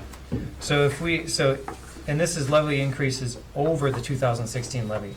Yep. So starting with the 2016 levy number of 871,865. Yep. If we increase that by 1%, that is obviously move the decimal points, right? You got it. So now you can use that 871. similarly. If you think 5.5 needs to go to 7.5, well, you can see that's going to be a difference of $17,437 that you're adding to the levy. I've only put that on there because I think there was some idea at your last budget work session that would hold open the idea of this number perhaps going up. There it is, if you want to have that conversation. Let's move on to the other spreadsheets. The one with the most numbers on it, the 2016, now it's the draft budget and spending history. It shows the 2016 budget, the 2017 expense and revenue budgets, and the differences in each of those departments. This is the one where we figure out, well, what do we need to have our levy set at in order to fund all of these different departments that you've looked at and approved of. All the numbers on the top half, the ones that really generate the levy, are the same as you've seen in the past. There's some additional numbers added to the bottom just to make it more accurate, but this is virtually the same. If we're talking about, well, we want to add a couple percentage points to the levy, it was going to be in the context of increasing the speed of our capital improvement plan. And so you can see right now the capital improvement plan, the only line item on this spot is called capital projects, and it's funded at $90,000 in the existing budget right now. So if you were going to add, say, another 2%, then it would be $107,000 instead of 90. Now, as long as we're talking about capital improvement plans, that's the last spreadsheet. I just took the liberty of scheduling the ones that weren't scheduled, just as an idea of how this might go. Now, the spreadsheet that actually supports this document, Kim printed it out today, and it was fit on 3 ledger-sized pieces of paper. So I decided that was probably too much to hand out and try to talk about. It's pretty complicated, and what it is looking at the next 20 years and how much we budget in each of our funds to spend on capital projects, and which capital projects we said we were going to do, and when we were going to do them, and how much money we're spending on paying for our existing debt on capital projects, how much cash we intend to put towards these capital projects, and how much money it's going to cost to make these new debt payments that we said we're going to make using these new capital projects. So you're saying that this pretty much has all the same information, it's just This is the summary that says, Summary. here's when we're going to do the project, how much it's going to cost, and where the money's going to come from. So the other spreadsheet is designed so that we know, well, are we going to be able to spend $1 million in 2018 on a city hall / liquor store project that comes out of the general fund? Do we have that much? How much are we budgeting today? Where does it go? What else are we spending it on? All those sorts of things. So, recognizing that all of these numbers, including the Public Works facility, are budget numbers. Only the Public Works facility has even had an architectural budget put together that gives us a more solid idea. That's where we're at. But you have to do that when you're looking at 5 or 10 year capital plans. So those numbers can change.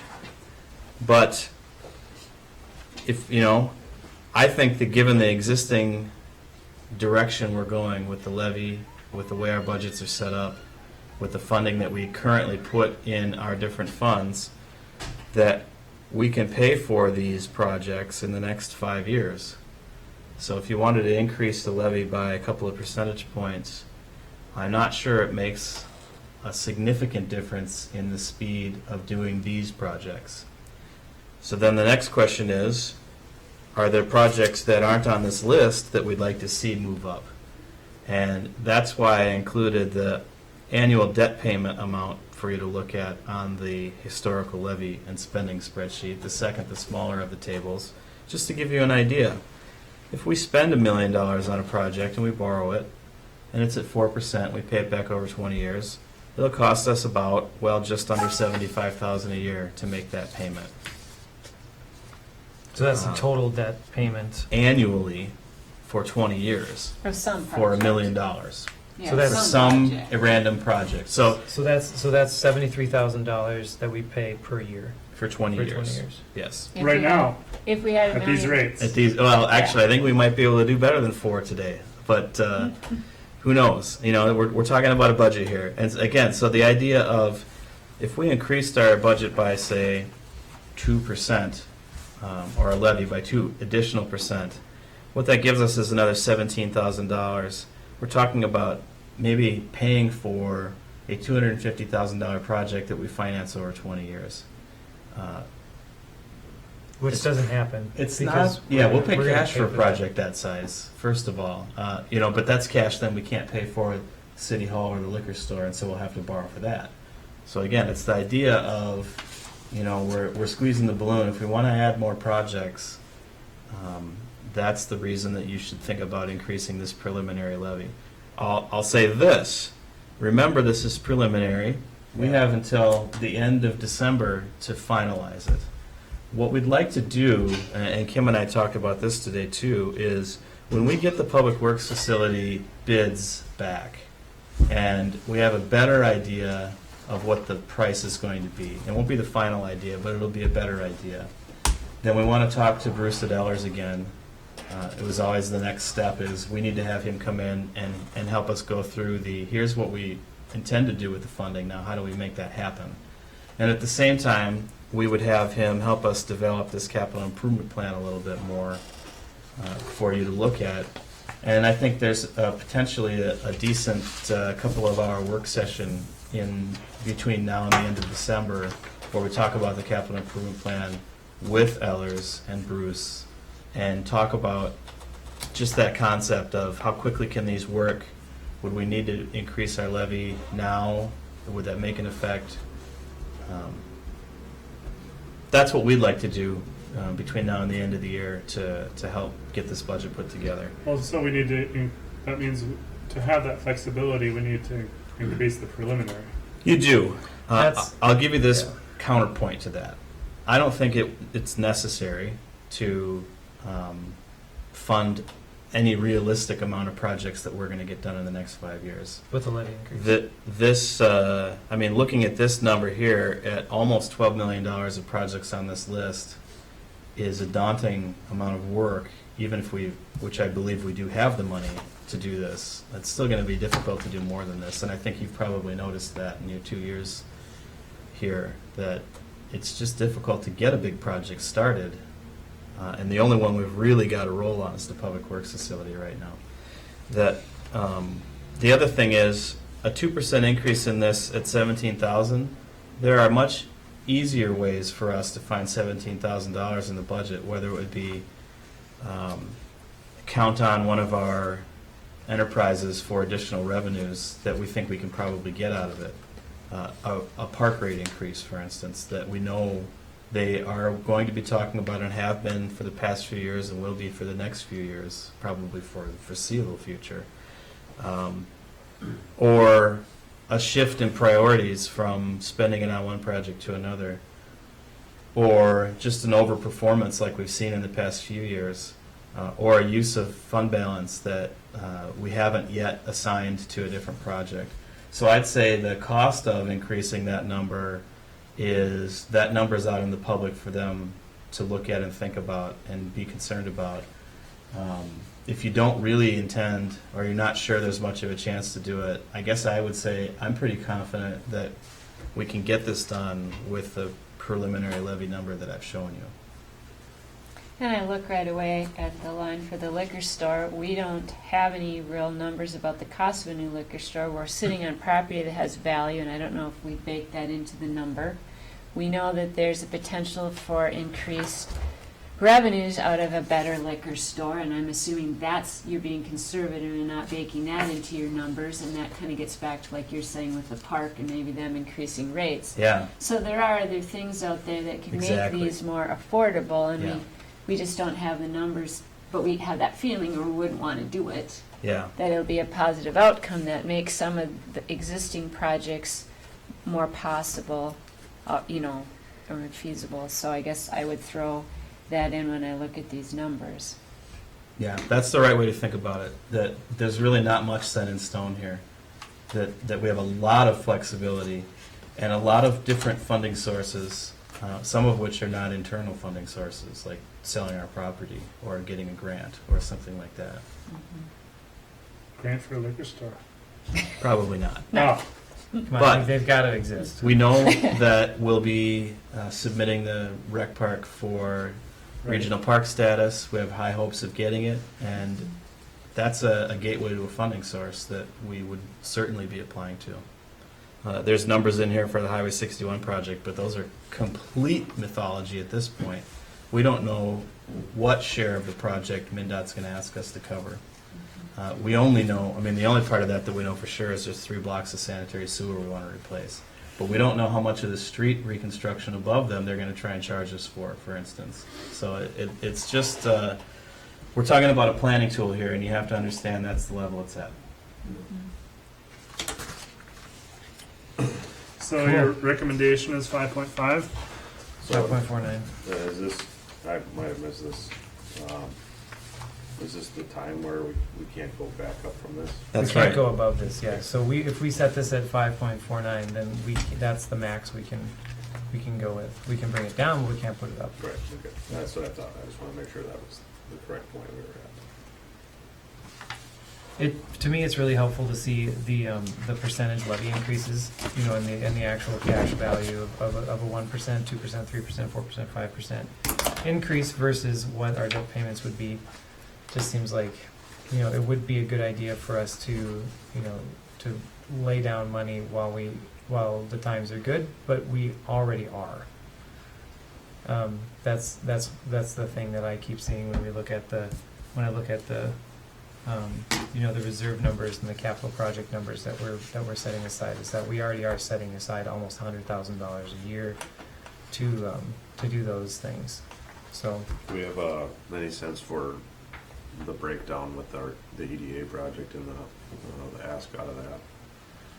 good point. I mean, just thinking of, because that's you know, I know there's that with the 175 is the number, but that's split. You know, it has yet to be determined how it's going to be split, but we all did agree that we were going to contribute something. So again, even if it was only $50,000, right? Like, is that something we want to make sure that $50,000 is $50,000? So that would just be, that's all. I just want to throw that. That's the only other one I really didn't see floating out there. Yeah. You know, like council priorities. I mean, that's kind of a small thing, and if we were to, right, that would eat up all of our council priorities. Well, it would need half of it. Yeah. You know, then the question is, and that number doesn't live in our budget right now. There's Okay. no ongoing expense item for paying for housing. Yeah. So if you wanted to talk about funding that, that's why I included this levy increase number for you, so you can know, well, okay, did we want to try and do that, levy it all next year? Or do we want to set up some small number that we're going to start doing ongoing, that we intend to put in to a pool that we'll spend on these types of purposes? Or, you know, if that's the case, that's exactly what, you know, I would put those percentages in there. It's not included. If you're just going to spend this, you know, let's call it $50,000 one time, I don't think you need to levy for it this year. Yeah. I think that's an excellent ongoing conversation, though, and that we need to have with our partners, which is how do we intend to decide, you know, how much public money goes towards these projects. And I think maybe we'll learn some more about that on next Monday if people are coming to that housing forum. Is everybody here planning You I gave your am. best effort for most of it. to post that probably? It's posted, yeah. I figured as much. Because Howard was saying the other day, does it look like there'll be more money coming in and a lessening of the county and city's costs on that from all their I grant? wouldn't. I don't think we should expect it. Okay, Yeah. wasn't sure, they were talking about, you know, real vague terms of applying, so I wasn't sure. The only thing that does make me think about this is, you know, it's not an item here on the list, of course, it's still the bathroom issue. And is that something on a shorter term where for a few years you would want to levy for that to make sure that that gets accomplished? Well, I think I think we that, have to talk about tonight, but. yeah, keep it, it's possibly something included in the $2.5 million concept for the liquor store city hall project. At what level? I mean, hard to say. So, you know, depending on what you think public restrooms, what level that's going to come to, and then that gets us back to this other table. How big of a project are we imagining that to be right now? Right. That's how much money per year it would cost us to fund it.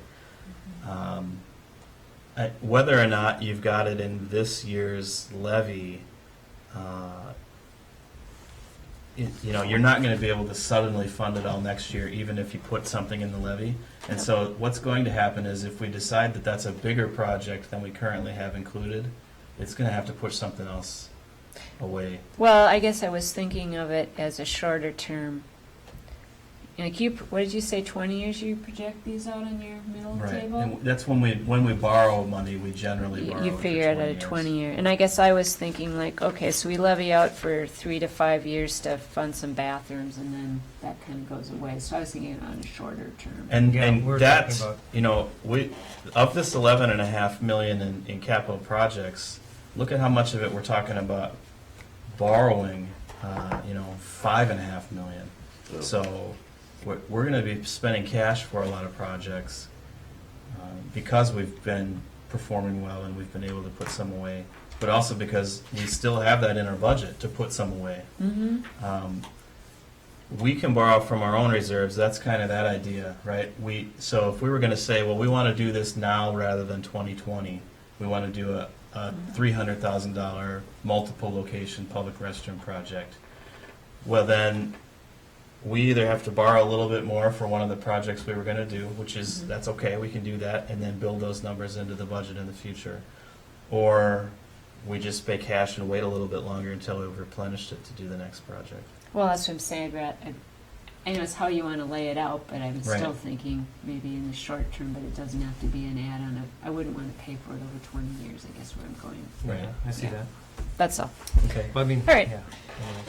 I mean, if So- it's that important. So, do you guys have any feelings about that? I mean, I feel pretty comfortable with the 5.5% number.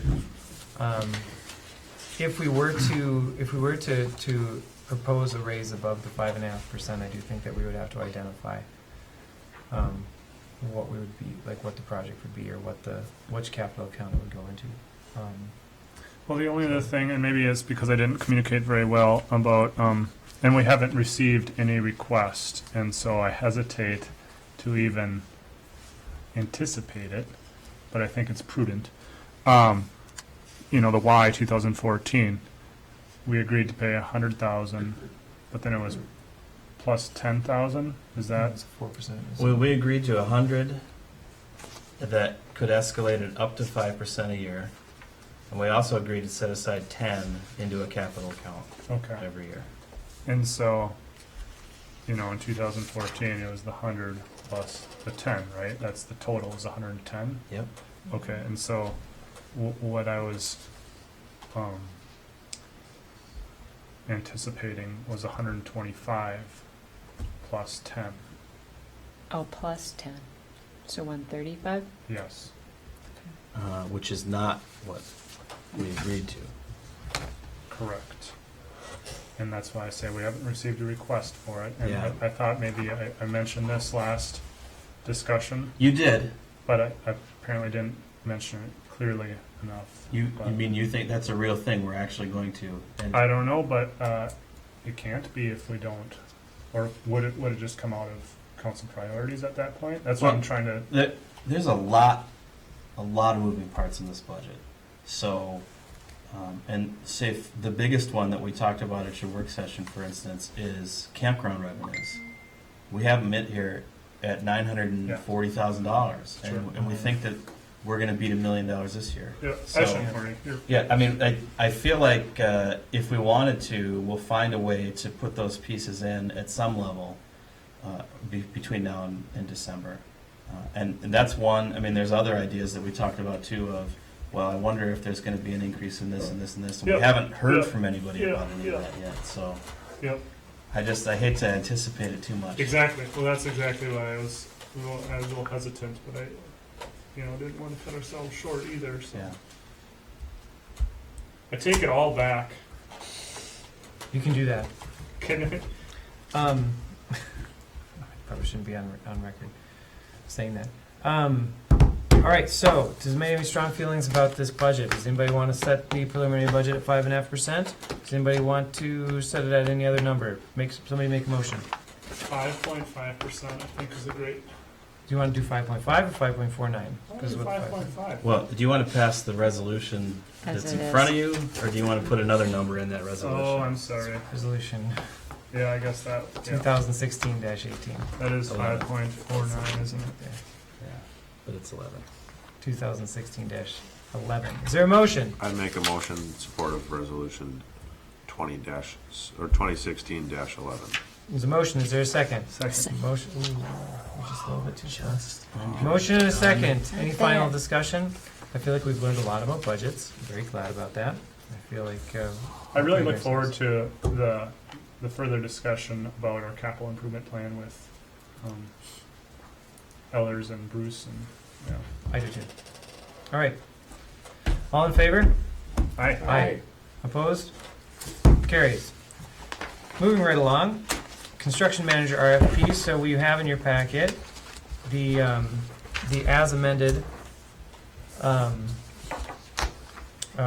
request for proposals that we're going to be sending out.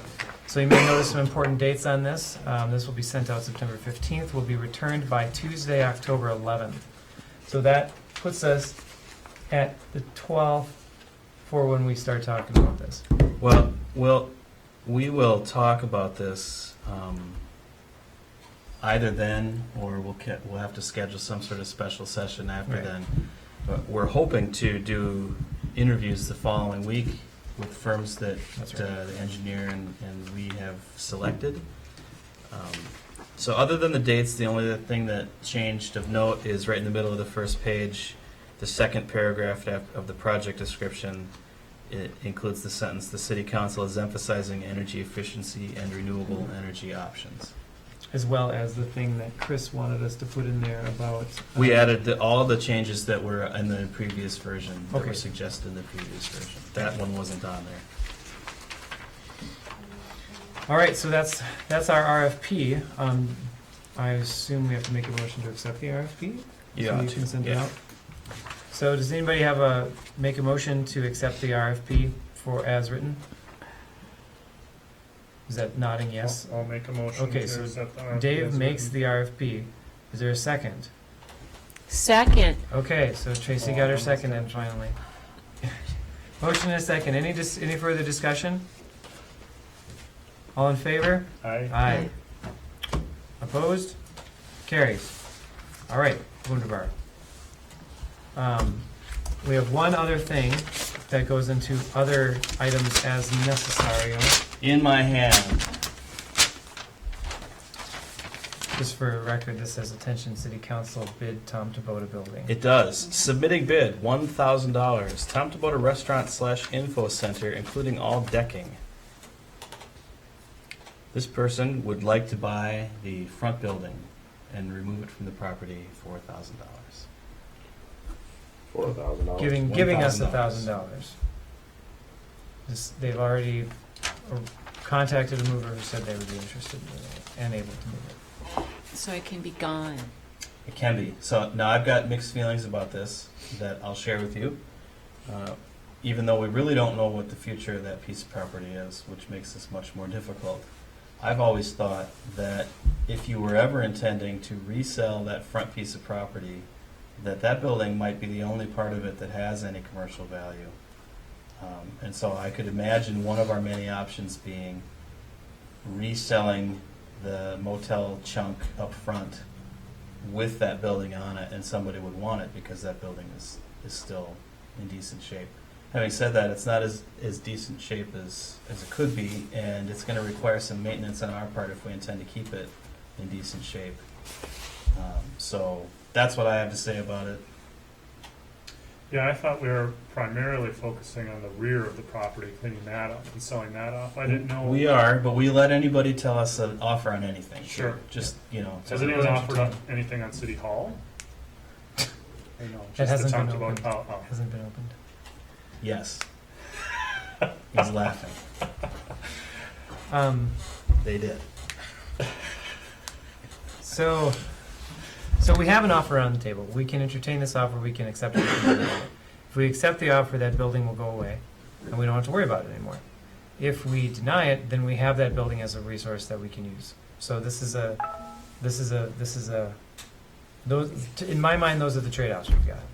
If we want to use that building either to add value to the property or as something in the future, then we shouldn't sell it. If we want to just be done with it and get it out of there, then we should sell it. So that's where I go with this. My thought is we bought this mostly for the land, and I don't think we want to be in the building maintenance, take care of with the risk. It isn't worth enough to risk the fact that might increase the value in the front, should we decide to sell it, which we haven't decided if we're going to do. And if somebody actually wants to take it and make use of it, boy, let them, is my feeling, because we don't even know structurally how good that is. It was something somebody renovated, what do we really know? But if someone else wants to use it, go for it. So do you want to make a motion on that? Yes, to make a motion that we accept the bid for, do we have to say as, Just say the bid as written. bid as written? Yeah, I'll second that. And it's Ann and Gary Jorgensen. just for reference. Motion and a second. Any further discussion? All in favor? Aye. Aye. Opposed? Carries. You just sold the building. So, I also received an email offer for 4 other buildings on the property.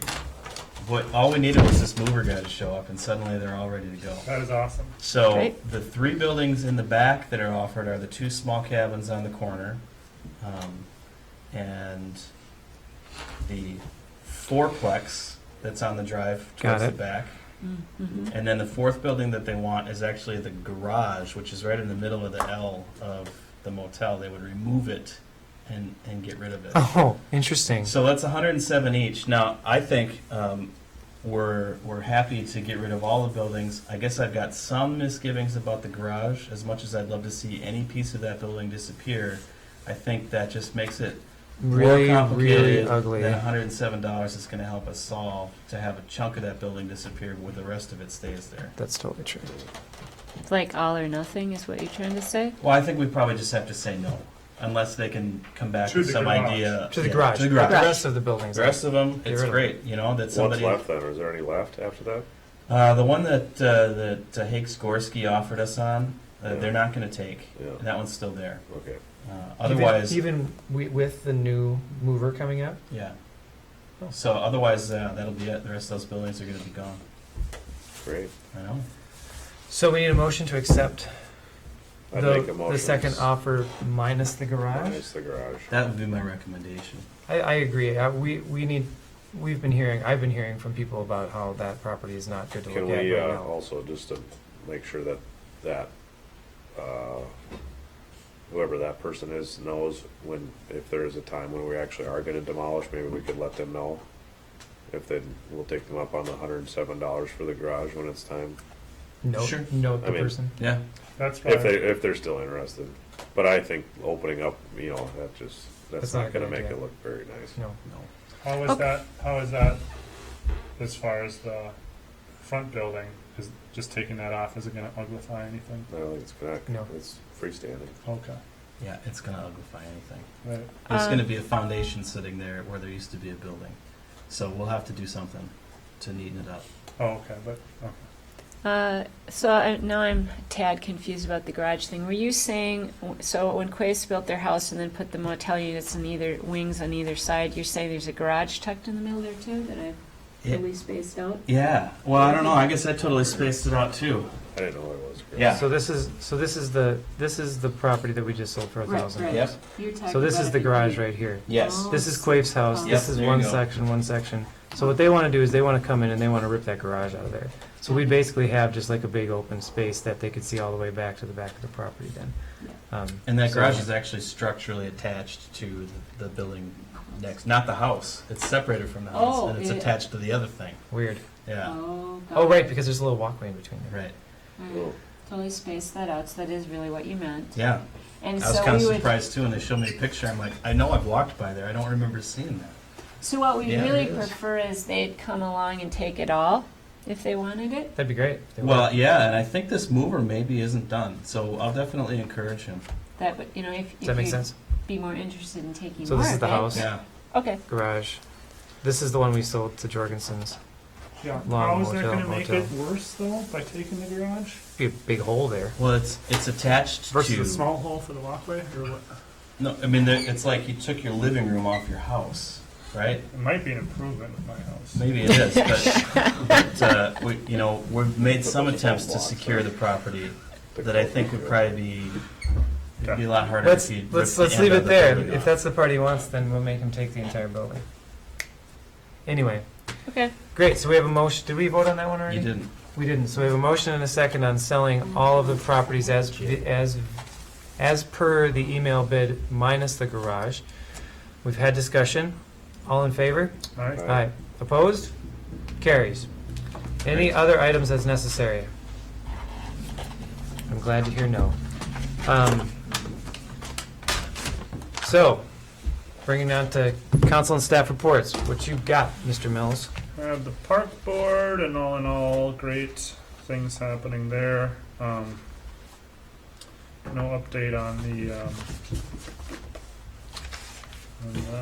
the paving, but there was a question about you know, we're last council meeting, we talked about, you know, responsibilities increasing as revenues increase, or maybe it was during their budget work session, I don't remember. And so there were some questions about just responsibilities from the park board, about what were Dave's responsibilities as far as, you know, throughout the city. Like the park board wasn't aware that they would clean bathrooms down here sometimes. They weren't aware that they do the trash, and so they had concerns about that. And I said, well, we have been talking about, you know, the resources that are needed as revenues increase and there's more burden, and so that's something that, you know, is being talked about. And they're just like, well, I hope you talk more about it. I said, okay. Sometimes boards think that they are their own organization that operates independently.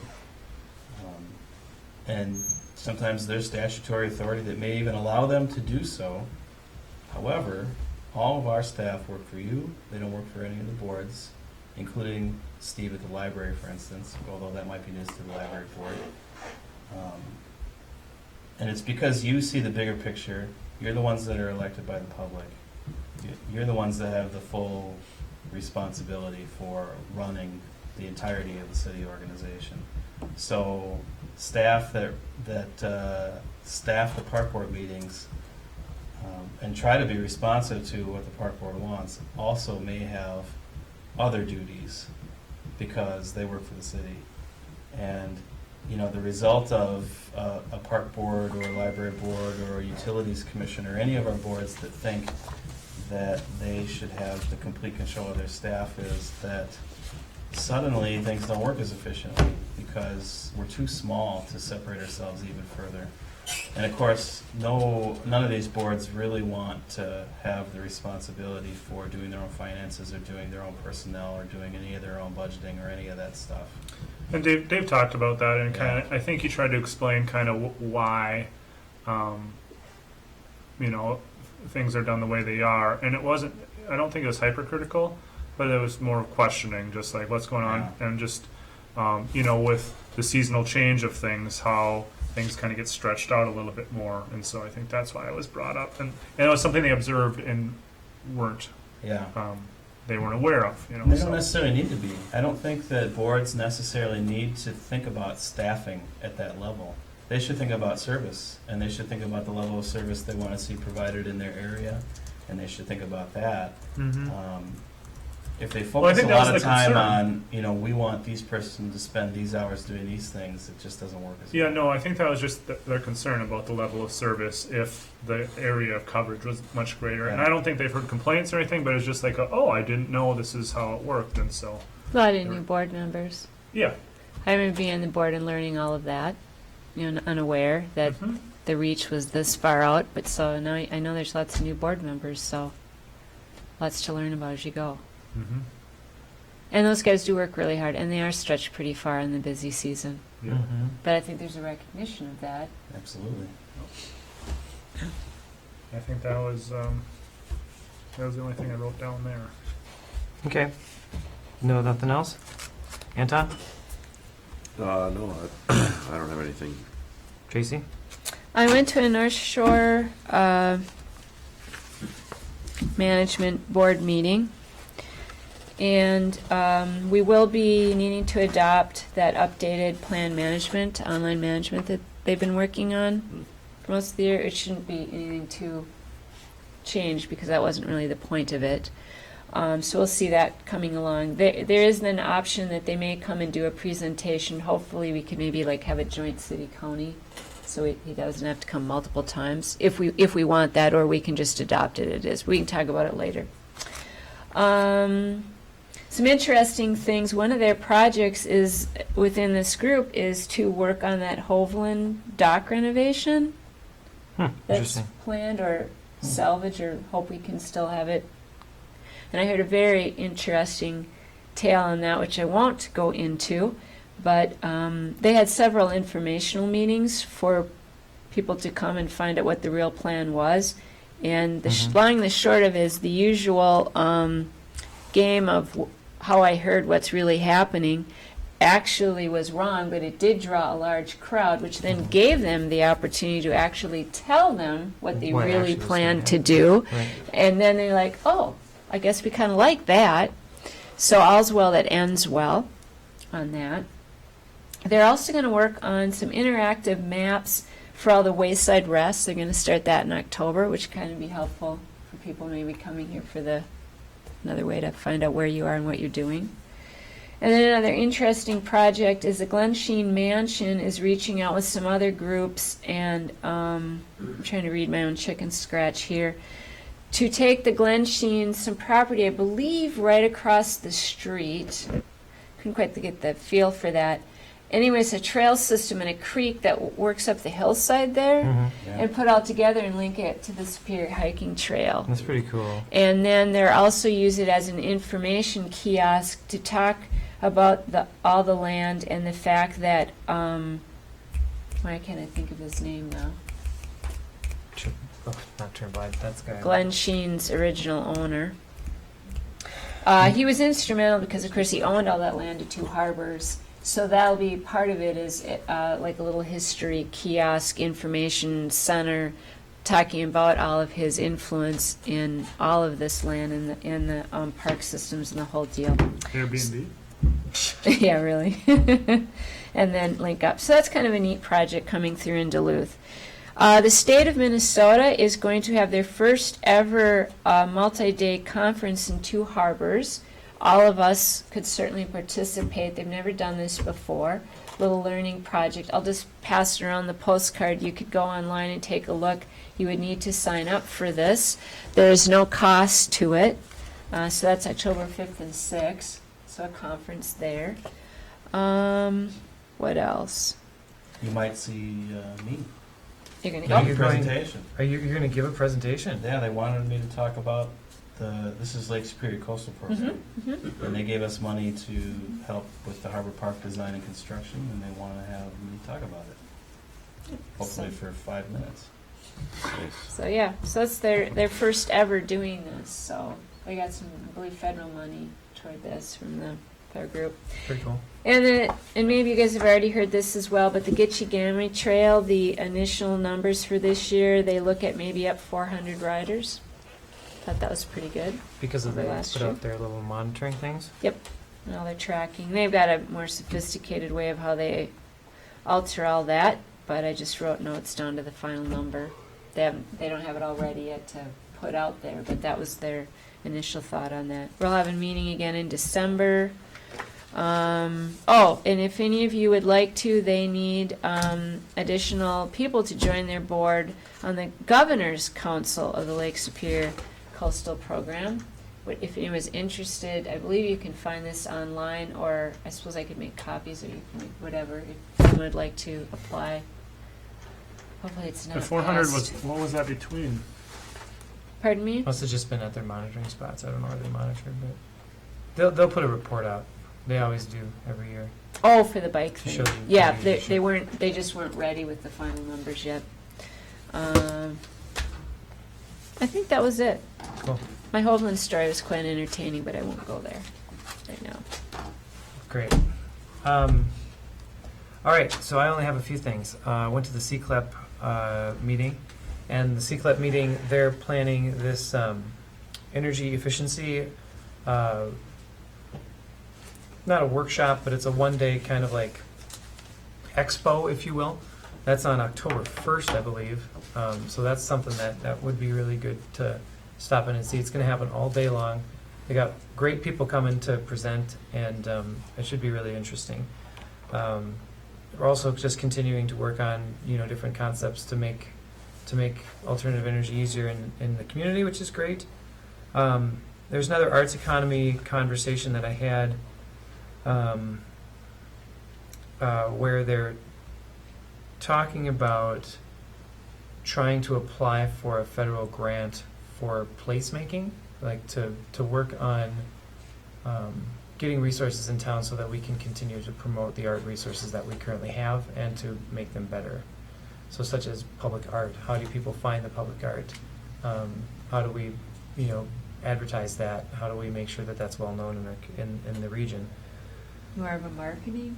There's a little bit of everything to that. I'm sorry I don't have that better. That's okay.